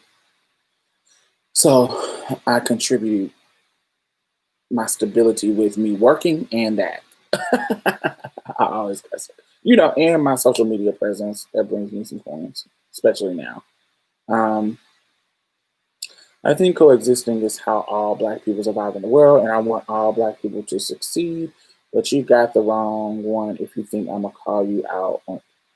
If you think I won't call you out on your shit, absolutely. I've had all my negative experience with Black men too, but I can't see myself dealing with white men. Fuck shit. That's a whole other pain I can't deal with. I can imagine. It's almost like choosing which pile of shit to go with because men in general are problematic. My white ex-boyfriend's dad ran a background check on me and outed me. I let him have it. Oh no.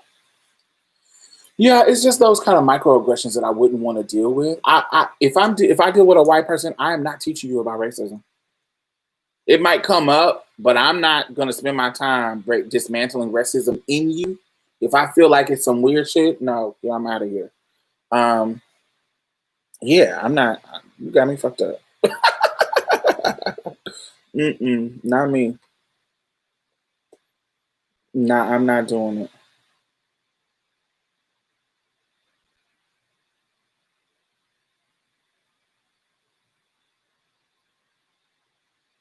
Let me think. Yeah, my harm, if I had to do a hierarchy, it would be Black men, um,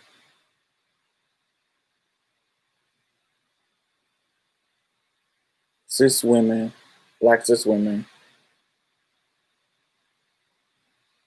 white women,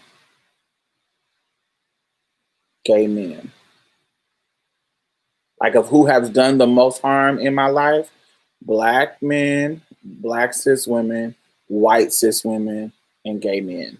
Those are the hierarchy going down.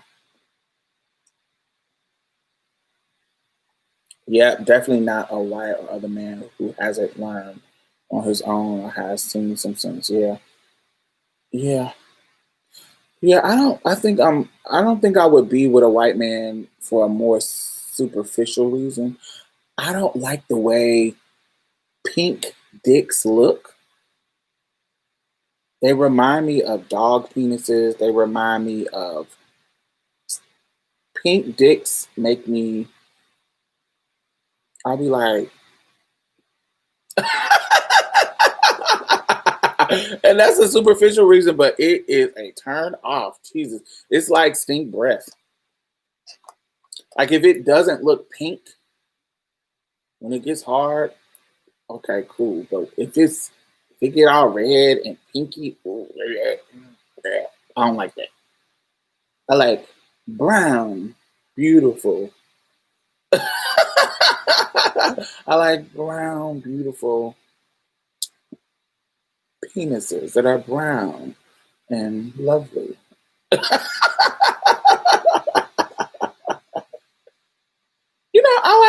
I like the way Black penis looks. I don't like.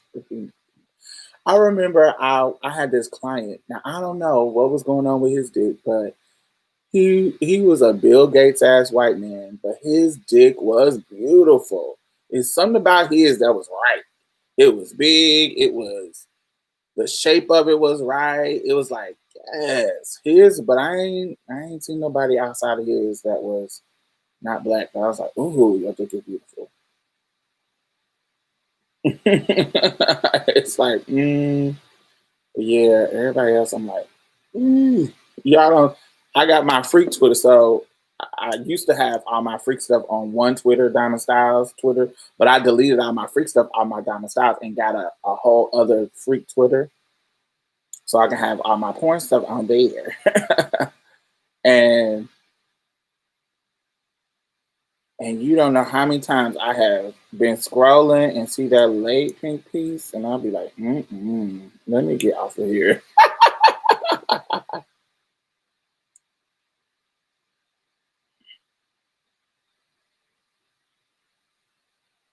Yeah, I just don't see them. Yeah, I don't see them.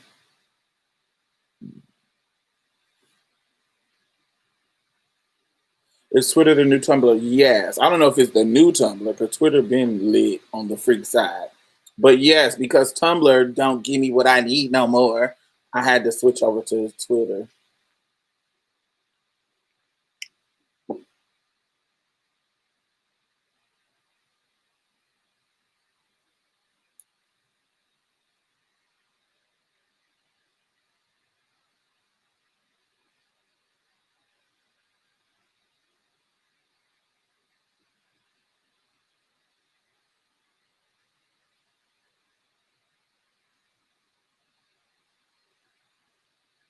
Yeah, I miss nasty Tumblr. Um, I love big pink of any color. Yeah, I don't like if it's pink. Um, there's some white man with uh-huh. Yeah, nasty. I don't know. I wonder how did they I wonder how much money they lost or how much traffic they lost by switching to non-porn. But I think it probably was because motherfuckers was putting kids and shit on there, and they can, with that, what was happening on, the internet rules and shit, they could get in trouble for having that shit on, letting people put shit like that on there.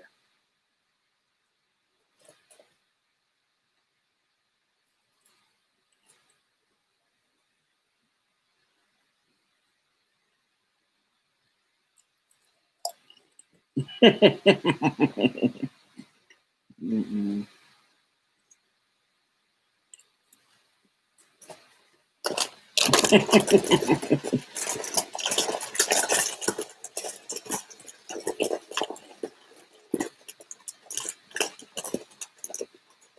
So apparently, Megan, back to that subject. Megan said she was gonna keep it on the low. Megan said that she was gonna keep it on the low, and but he was going to the blogs trying to clean it up, and that's the reason why you don't keep it on the low, girl, because these motherfuckers is gonna try to flip it on you and make it seem like you was doing something wrong because you quiet and ain't telling what happened to you. What did was it Zora Neale Hurston who said, if you stay silent about, I don't know what the quote is, but if you stay silent about your oppression, they'll say that you liked it or something. What's that quote? I can't remember. I know some of y'all smart people. Y'all know what I'm talking about. Like, I think it was Zora Neale Hurston. She was like, if you're silent about your oppression, they'll lie and tell people that you liked it.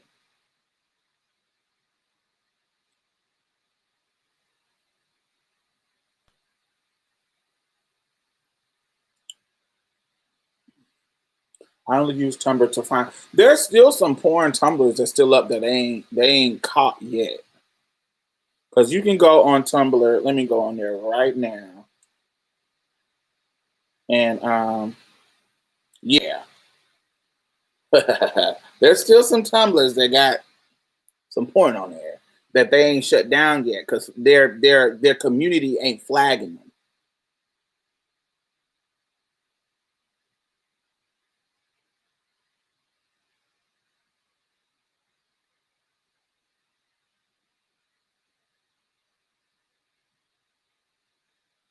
Yeah, I think it's Zora Neale Hurston. Yeah, she said that.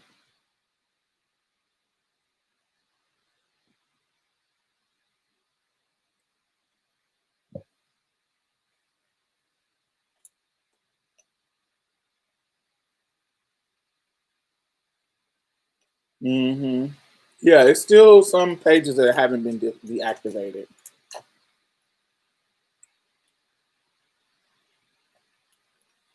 Yep, there you go. Thank you, Jeremy. That is it.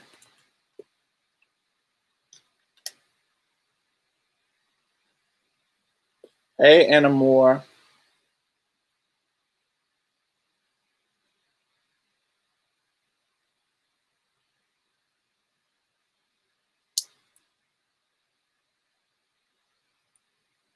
Yes.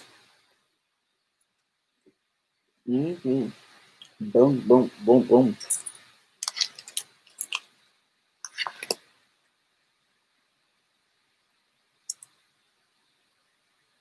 I hate that they're calling her a snitch. Like, nigga, if the nigga would have shut up, she wouldn't have said shit. You brought this on yourself. Exactly. But that's the thing about it. By you being silent, it allows that nigga to go to the blogs and try to clean it up and make it seem like, oh, she hit me or oh, she did something. And you being silent, me and my brother was having this conversation. Ooh, do I want to? No, I ain't going. That's my brother's business. Never mind. Um, yeah, if you silent a motherfucker, I'll tell it in the context of our upbringing. So we were raised in our household that you don't talk about shit going on in the household. And I'm sure y'all mamas, not all of y'all, but somebody who had a normal, is that the right word? Not normal. Anyway, it is a black cultural norm that your mama is like, don't be telling house business. Um, don't go to that schoolhouse telling motherfuckers what's going on in my motherfucking house. Something like that. Is that a black cultural norm? Am I tripping?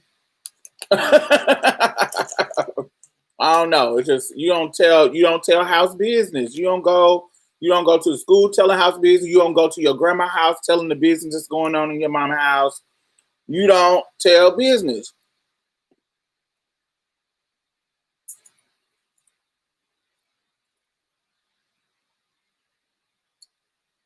Yeah. Okay. So I ain't tripping. I don't want to.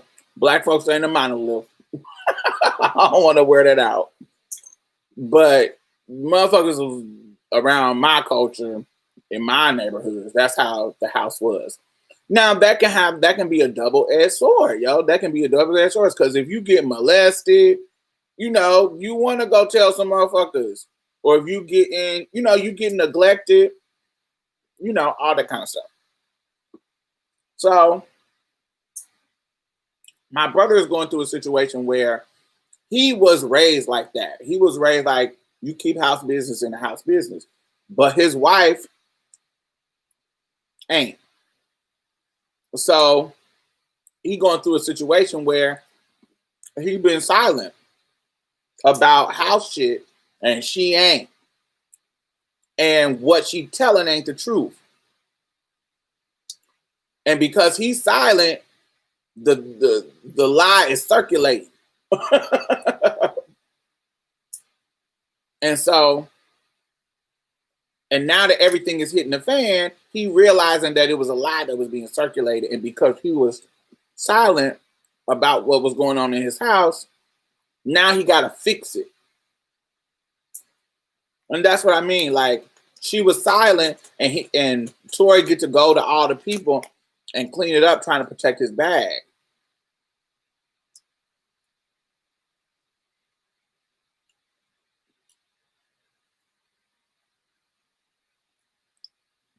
It was Lafayette. It was when we experienced violence. We don't want a nigga to get caught up and go to jail, to get killed by the police. But nigga, we don't want you to fucking kill us either. And they have it set up to where if we go to the police, we fucking if we go to the police, we are being disloyal to the whole community because the whole black community is black men. When we say black, they think black men. Oh man, you going to the police, you snitching, da da da. Fuck out of here, nigga. Mm-mm.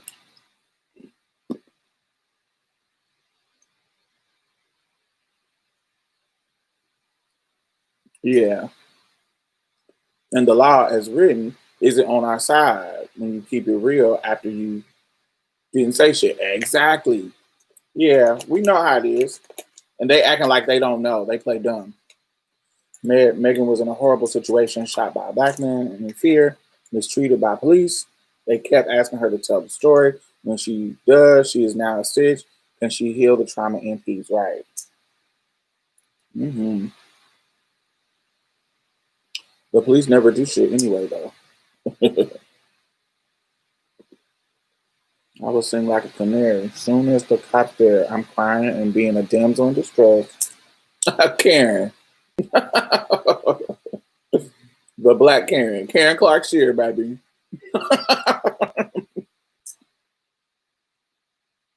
Well, black is king, not queen or royalty or divine. King. Not over here.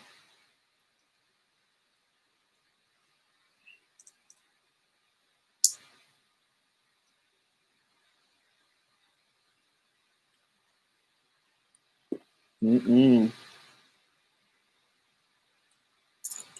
Well, I have got niggas locked up for stealing from me. And they went got locked up for a minute.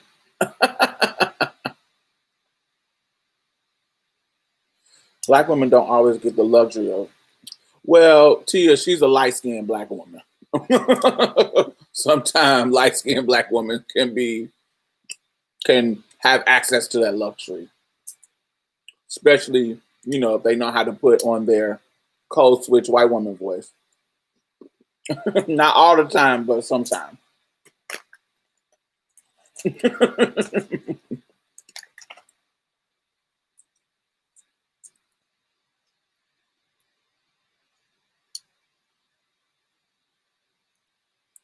It depends on what cop shows up. If it's a dark-skinned black man cop, honey, and she a red bone, he gonna be, oh baby, you can go. We ain't gonna give you no tickets. We ain't gonna lock you up. You can just go. You know how them niggas is.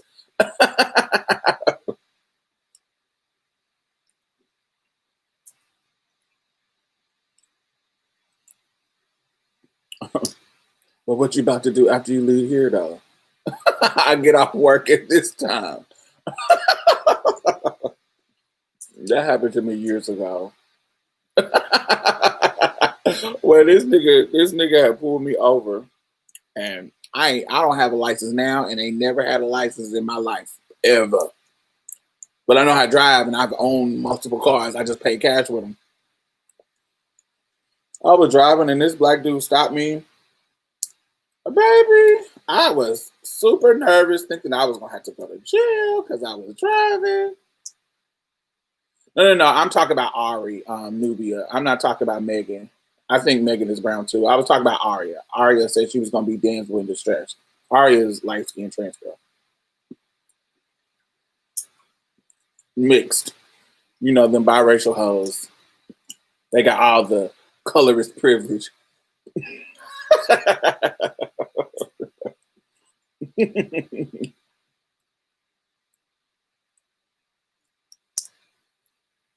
And honey, he had stopped me.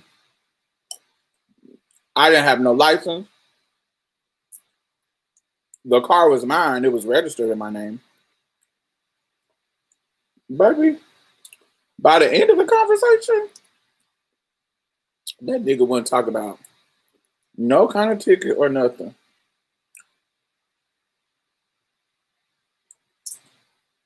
He was on some flirting and calling me red, and anybody who know me I have a complex about. I have a personal complex about being referred to as mixed or red bone, shit like that. I know that comes with colorism and shit, but because black people invalidated my blackness by assuming that I was mixed, growing up, I was offended when people asked me, "Are you mixed?" It would offend me because in my mind it would trigger, "Oh, you don't think I'm black?" So, so when niggas ask me that, when niggas is like, yes, we talked about P Valley on another live. I think didn't we talk about P Valley last week on the live? You got to go back to you got to go to last week's live. It's still up. But yeah, I have some trauma around being referred to as mixed.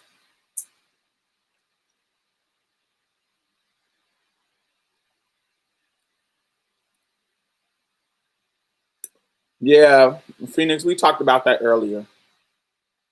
I think it's unfair, but that's just what we have. The conclusion that we came to is that it's unfair, and that is the nature of being a black woman in America, where the niggas that you love and that you are in community with are killing you, but the state don't give a fuck. They'll kill you too. So you like a literal definition of dilemma, a rock and a hard place, two both bad decisions. So you can't win.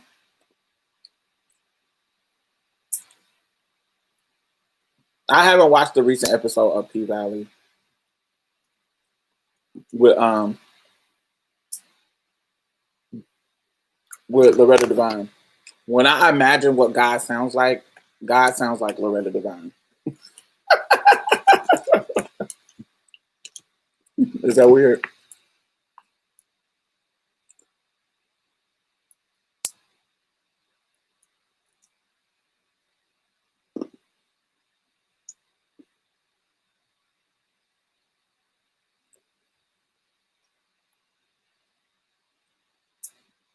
I called the police on my own father, so I will call on any man. Well, as a trans woman, we don't got that luxury. They definitely don't give a fuck about us.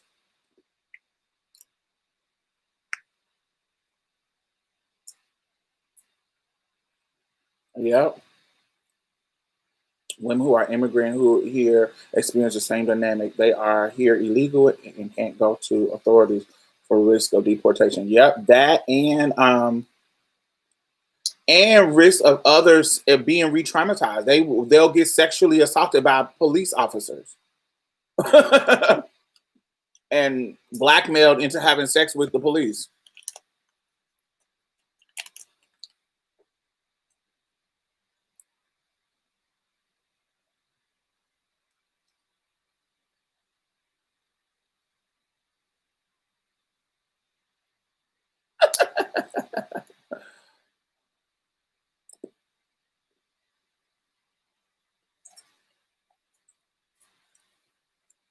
Um,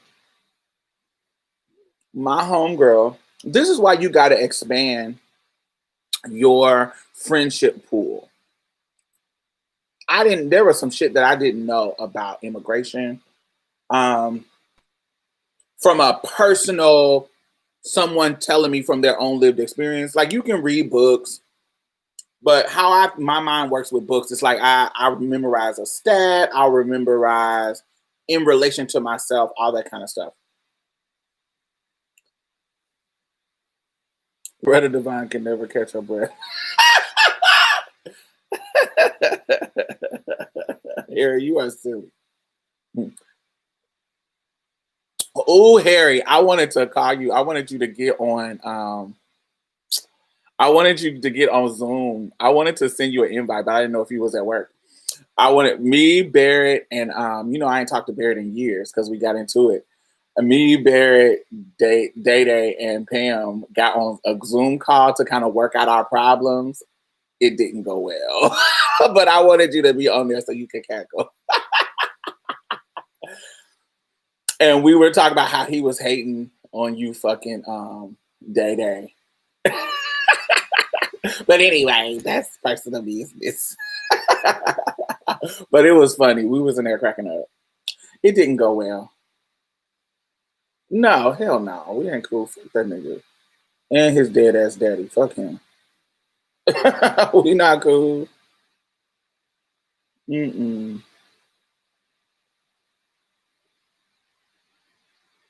Anywhere read The Shack is about God being a black woman.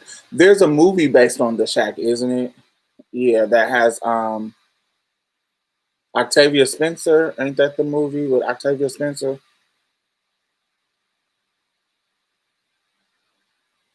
No, he still got his cats. But yes, I'm gonna talk about Derek. Yeah, I think The Shack has that in it. Oh, look! Oh my God, 2 hours came quick. I wish you was on the call too. We were cackling.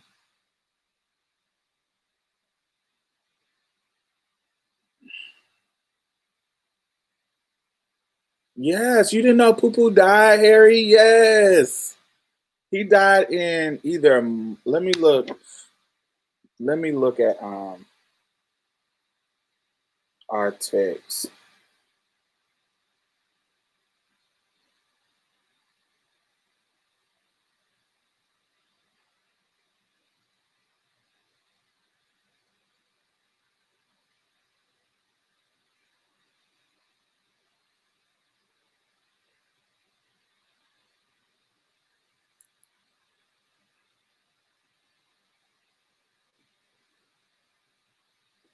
He died in March, like the week of, like the middle of March.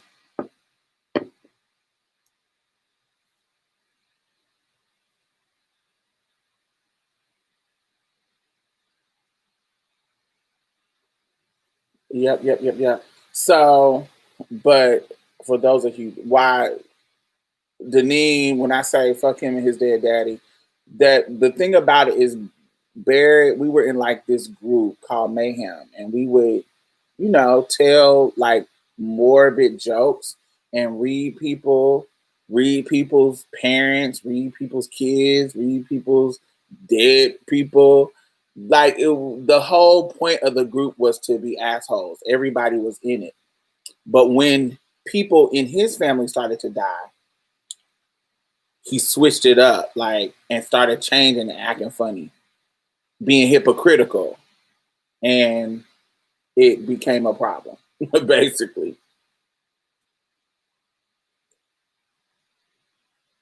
Yeah, a messy ass group. It was messy, but it would come out of the group too. Like we would do. The purpose of the group was for you to push people's buttons,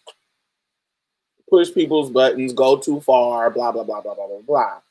And then it was time for him. Yeah, so yeah, when his grandmother died, like when my grandmother died, they roasted my grandmother. But that was back in 2014. But I don't give a fuck about my grandma. Who cares? I don't like her. She was transphobic. But when his grandma died, honey, yeah, a troll group, exactly. When his grandma died, we started to, I started roasting his grandma, and he felt some kind of way about it. So we haven't talked about that.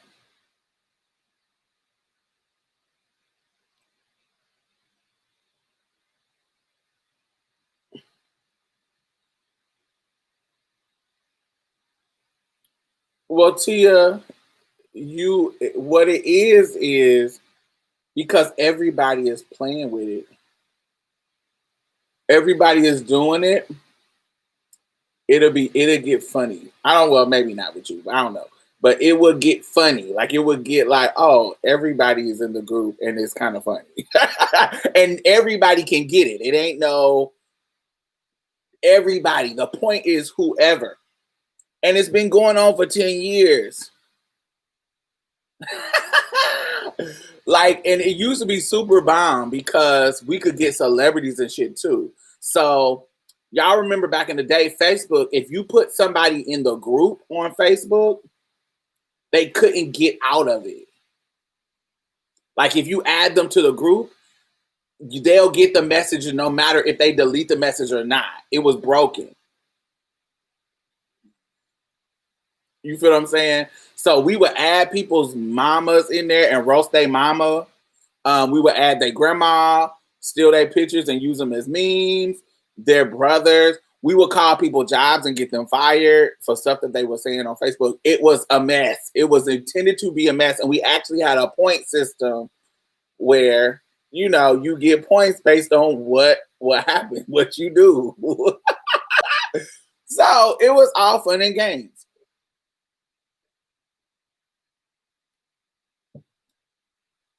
Yeah, because they never bother me.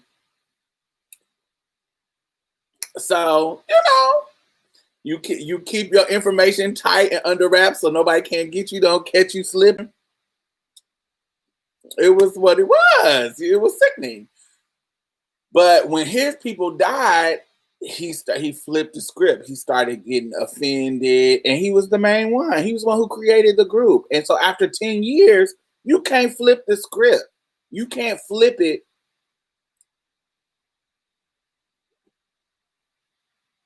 Right.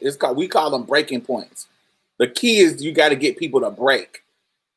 Like we would test people out. We would bring people in. So like Tia said she wouldn't be cool. You feel what I'm saying? We would bring Tia in, roast her. Whoever would say the thing that would make her leave, we would get that's the person who earns the breaking point. That would make her leave or block you or delete you.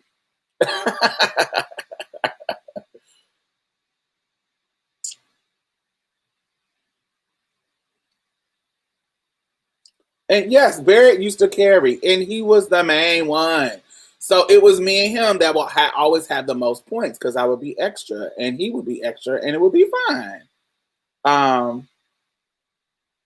Yeah, so Tia, that would be the crux. So once you tell us that you don't care about roasting you, then we're gonna flip to your family because you're telling us that we can go to your family. Your family is your breaking point, and we're trying to get you to break. So if you told us that, we would know. And let's go to the daughter. Let's go to the mama. Let's go to the granny. That's the whole point.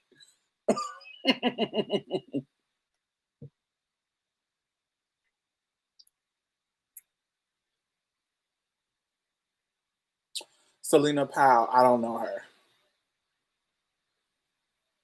Yeah, I had to block his ass a long time ago. Yeah. So he probably earned a point from you blocking him. Because you get a point if you get blocked or somebody leaves. But it used to be fire because you could get people in a group, like a thread message, and they can't leave it. You know, like now on Facebook, you can leave a conversation. It used to be you couldn't leave it. It was broken. So we would add celebrities in there. Like I had this whole thread of like D and C list celebrities like Bill Bellamy.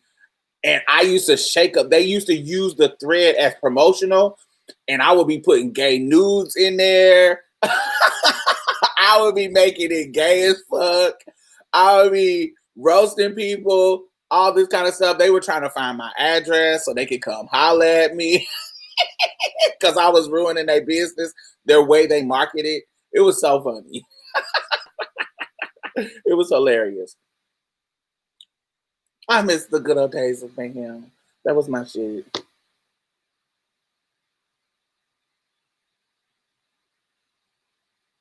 Mm-hmm.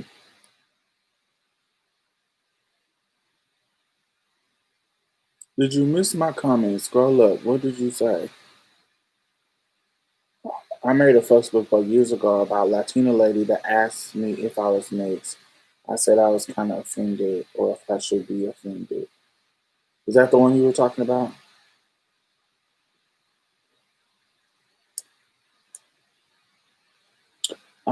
Selena Powell's the one who keeps getting all the rappers caught up. She fucked Offset, Snoop, and now an allegation with Trey Songz.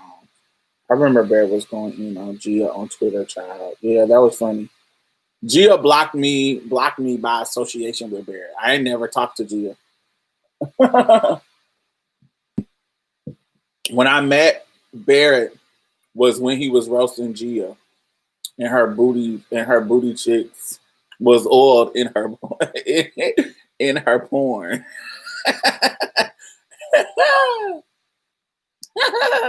Them oiled up booty cheeks, baby.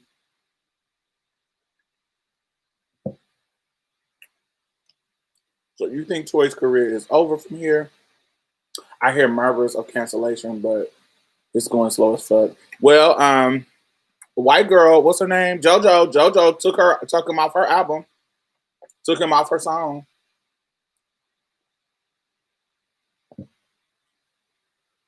So we'll see. I didn't even know he had a career. I can't tell you one song that Tory did. I can't tell you one song, but black men don't cancel black men. They love to each other. So look at Russell Simmons. Look at shit. This motherfucker still playing R. Kelly in the club. But who is checking for JoJo? I like JoJo. I check for JoJo. I don't want to say mass people is checking for her, but I just think it's a good gesture. But the motherfuckers don't problem when it comes against black women. Black men don't cancel black men like that. That's why it took so long for JoJo. You know, literally look at how they did Gail for her asking that softball ass fucking question. I'm sorry, that wasn't no question. That was fucking the nigga got caught up in some shit with a white girl. Nigga cheating on your wife. You got caught up in some shit, so motherfuckers gonna ask the question. I didn't see y'all motherfuckers. You talking about he dead, Kobe's dead. Why you bringing up that shit? And he dead.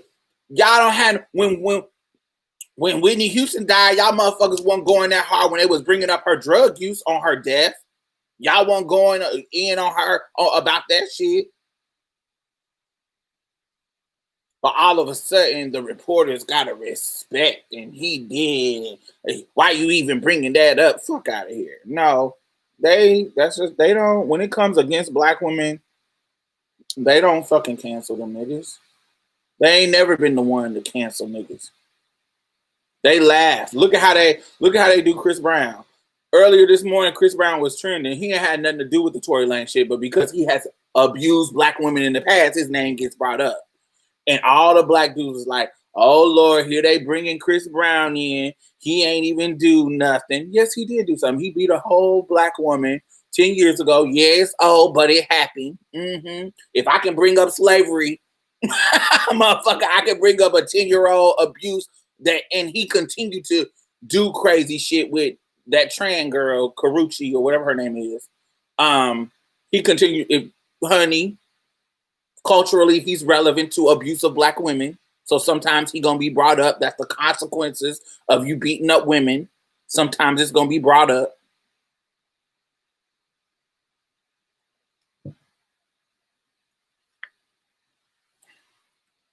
But all the black men was on Twitter. Oh, man, here they bringing up old stuff on Chris Brown. He ain't even doing nothing. Blah, blah, blah, blah, blah, blah, blah. And Chris Brown is still whooping women's asses like Ike Turner. I ain't heard nothing new, but yeah, he's still toxic. People went back and forth on Chris Brown when it shouldn't have even been in the conversation. Yeah, I don't want to say it shouldn't have been in the conversation. When we're having a cultural conversation about how black men harm black women, he was a part of a cultural event of an example of that. And so sometimes, nigga, it's going to be brought up. When we talk about rape of black women, Mike Tyson raped Desiree Washington years ago, but that might be brought up. That's just what it is, nigga. That's what the fuck happens when you rape motherfuckers. Sometimes cult, and you're a celebrity. Sometimes motherfuckers bring shit up.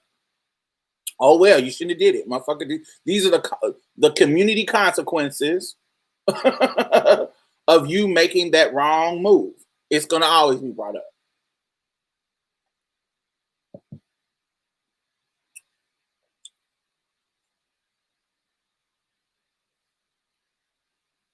Nigga said the media reporting the shooting is trying to divide black men and women.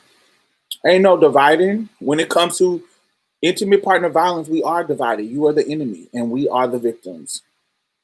Like literally the stats is women make up 40% of the death, intimate partner death, and men make up 4%, 4.9%. And of that 4.9% of the men who are murdered, they're being murdered in self-defense by women they are beating.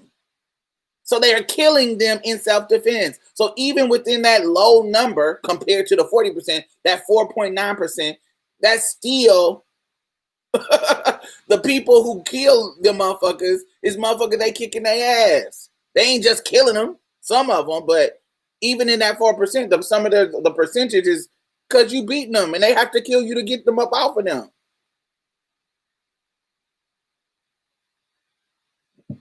Mm-mm. No, we're already divided and y'all not trying to fix it.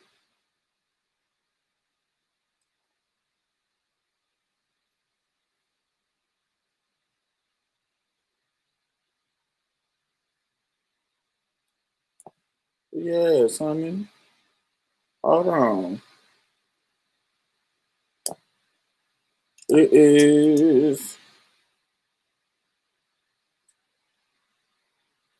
is the Violent Policy Center. They pull out the Violent Policy Center and the United States, the National Clearance House for Self-Defense of Battered Women. They did statistics. And the United States Department of Justice. This is where I got the stats from that I just named. So you can look it up on those sites. I'm a college educated person. I like to cite my resources.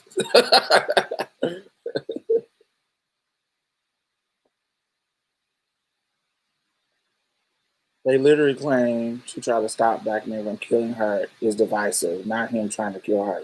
That's foolishness, Slick. You feel what I'm saying? That is.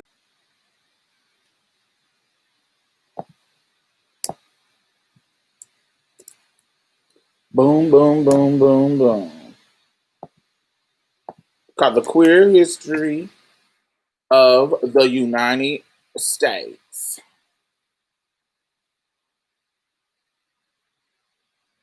Chris Brown earned a spot in that convo. Absolutely. You kick some ass, you beat Rihanna ass. When we talk about, just like Ike, somebody brought up Ike. Ike ain't beat Tina ass since the 70s, 60s and 70s, or whatever that was. And somebody just brought up Ike because Ike is an abusive white beater icon. So his name is going to be brought up in the conversation. You earned your place in history as a woman beater. And so your name is going to be brought up. Who else? Who is women beater? Mike Tyson, too. He was kicking on Robin Givens' ass, too. I remember that when I was younger. So who else are wife beaters? Ike. Ray Rice, is that his name? What's the football player? Ray Rice. Salons in the elevator, twirling. We're gonna always talk about her fighting Jay-Z. Not in the same way because she's a woman.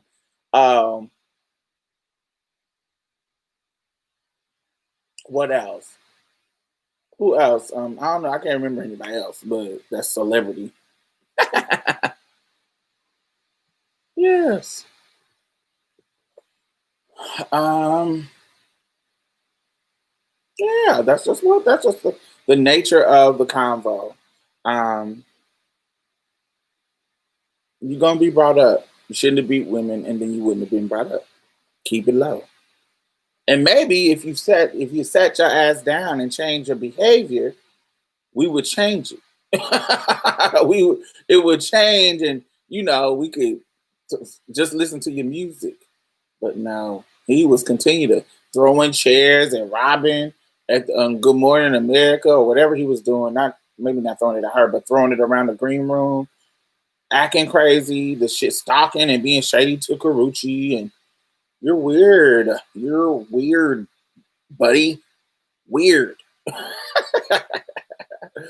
But all right, y'all. We are here almost 2.5 hours. Make sure y'all thumbs up. Let me know y'all like the video. Tomorrow at 1 p.m. Central Time at I'll put the link.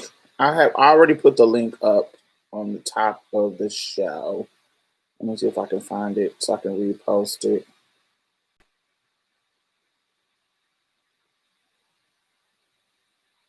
Oh, I don't see it. The live has left. But if you go look at this, I put the link in the top of the show. I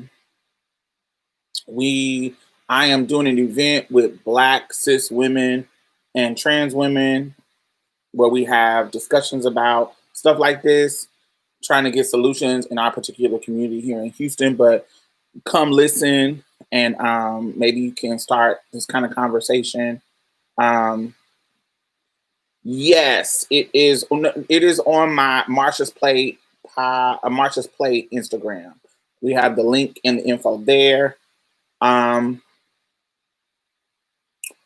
Yes, and join the conversation. We got a DJ on the Zoom. It's gonna be kind of lit. So come through. It's tomorrow at 1 o'clock, 1 to 2:30. 1 to 2:30. It is tomorrow, Saturday tomorrow at 1 to 2:30 Central Standard Time, which is 2 o'clock Eastern and 11 a.m. Pacific. Good night, darling. The link is on Marsha's Plate podcast bio, or when this video ends, you can come back to it and it's at the top of the show. I put the link earlier. You just register. It's free. You can just come and listen. It's going to be hosted by me, and I have a list of panelists, cis and trans women, some great women that I like to have conversations with. And our DJ will be Janae Williams, who is Fat Black Clit on Instagram. She is a visual artist. She is, she curates space for Black femmes that centers Black femmes. And, I love her DJing style. So we're going to have some fun and have some good conversation. So I hope y'all join us. And I'll see y'all next week. If you have not listened to Marsha's Plate podcast or on this video, on videos previously this week, I have had Raquel Willis on the show. I have had Queen from Tea with Queen and Jay. We review Michaela Cole's I May Destroy You. And Raquel Willis, is a trans cultural icon right now. So make sure you go and check those out. Of course, a couple of weeks ago, I did an interview with Conscious Lee. Go check out me and his conversation. But yeah, the podcast is up. The videos are up. Just trying to give y'all good content, and I hope y'all are enjoying it. Make sure y'all thumbs up. Make sure y'all share. And yes, that's about it. What else? But yeah, that's about it. Oh, I did this amazing photo shoot with my brother. I can't wait to share it with y'all. But anyway, it'll be on my Instagram. I'll see y'all next week. Mwah.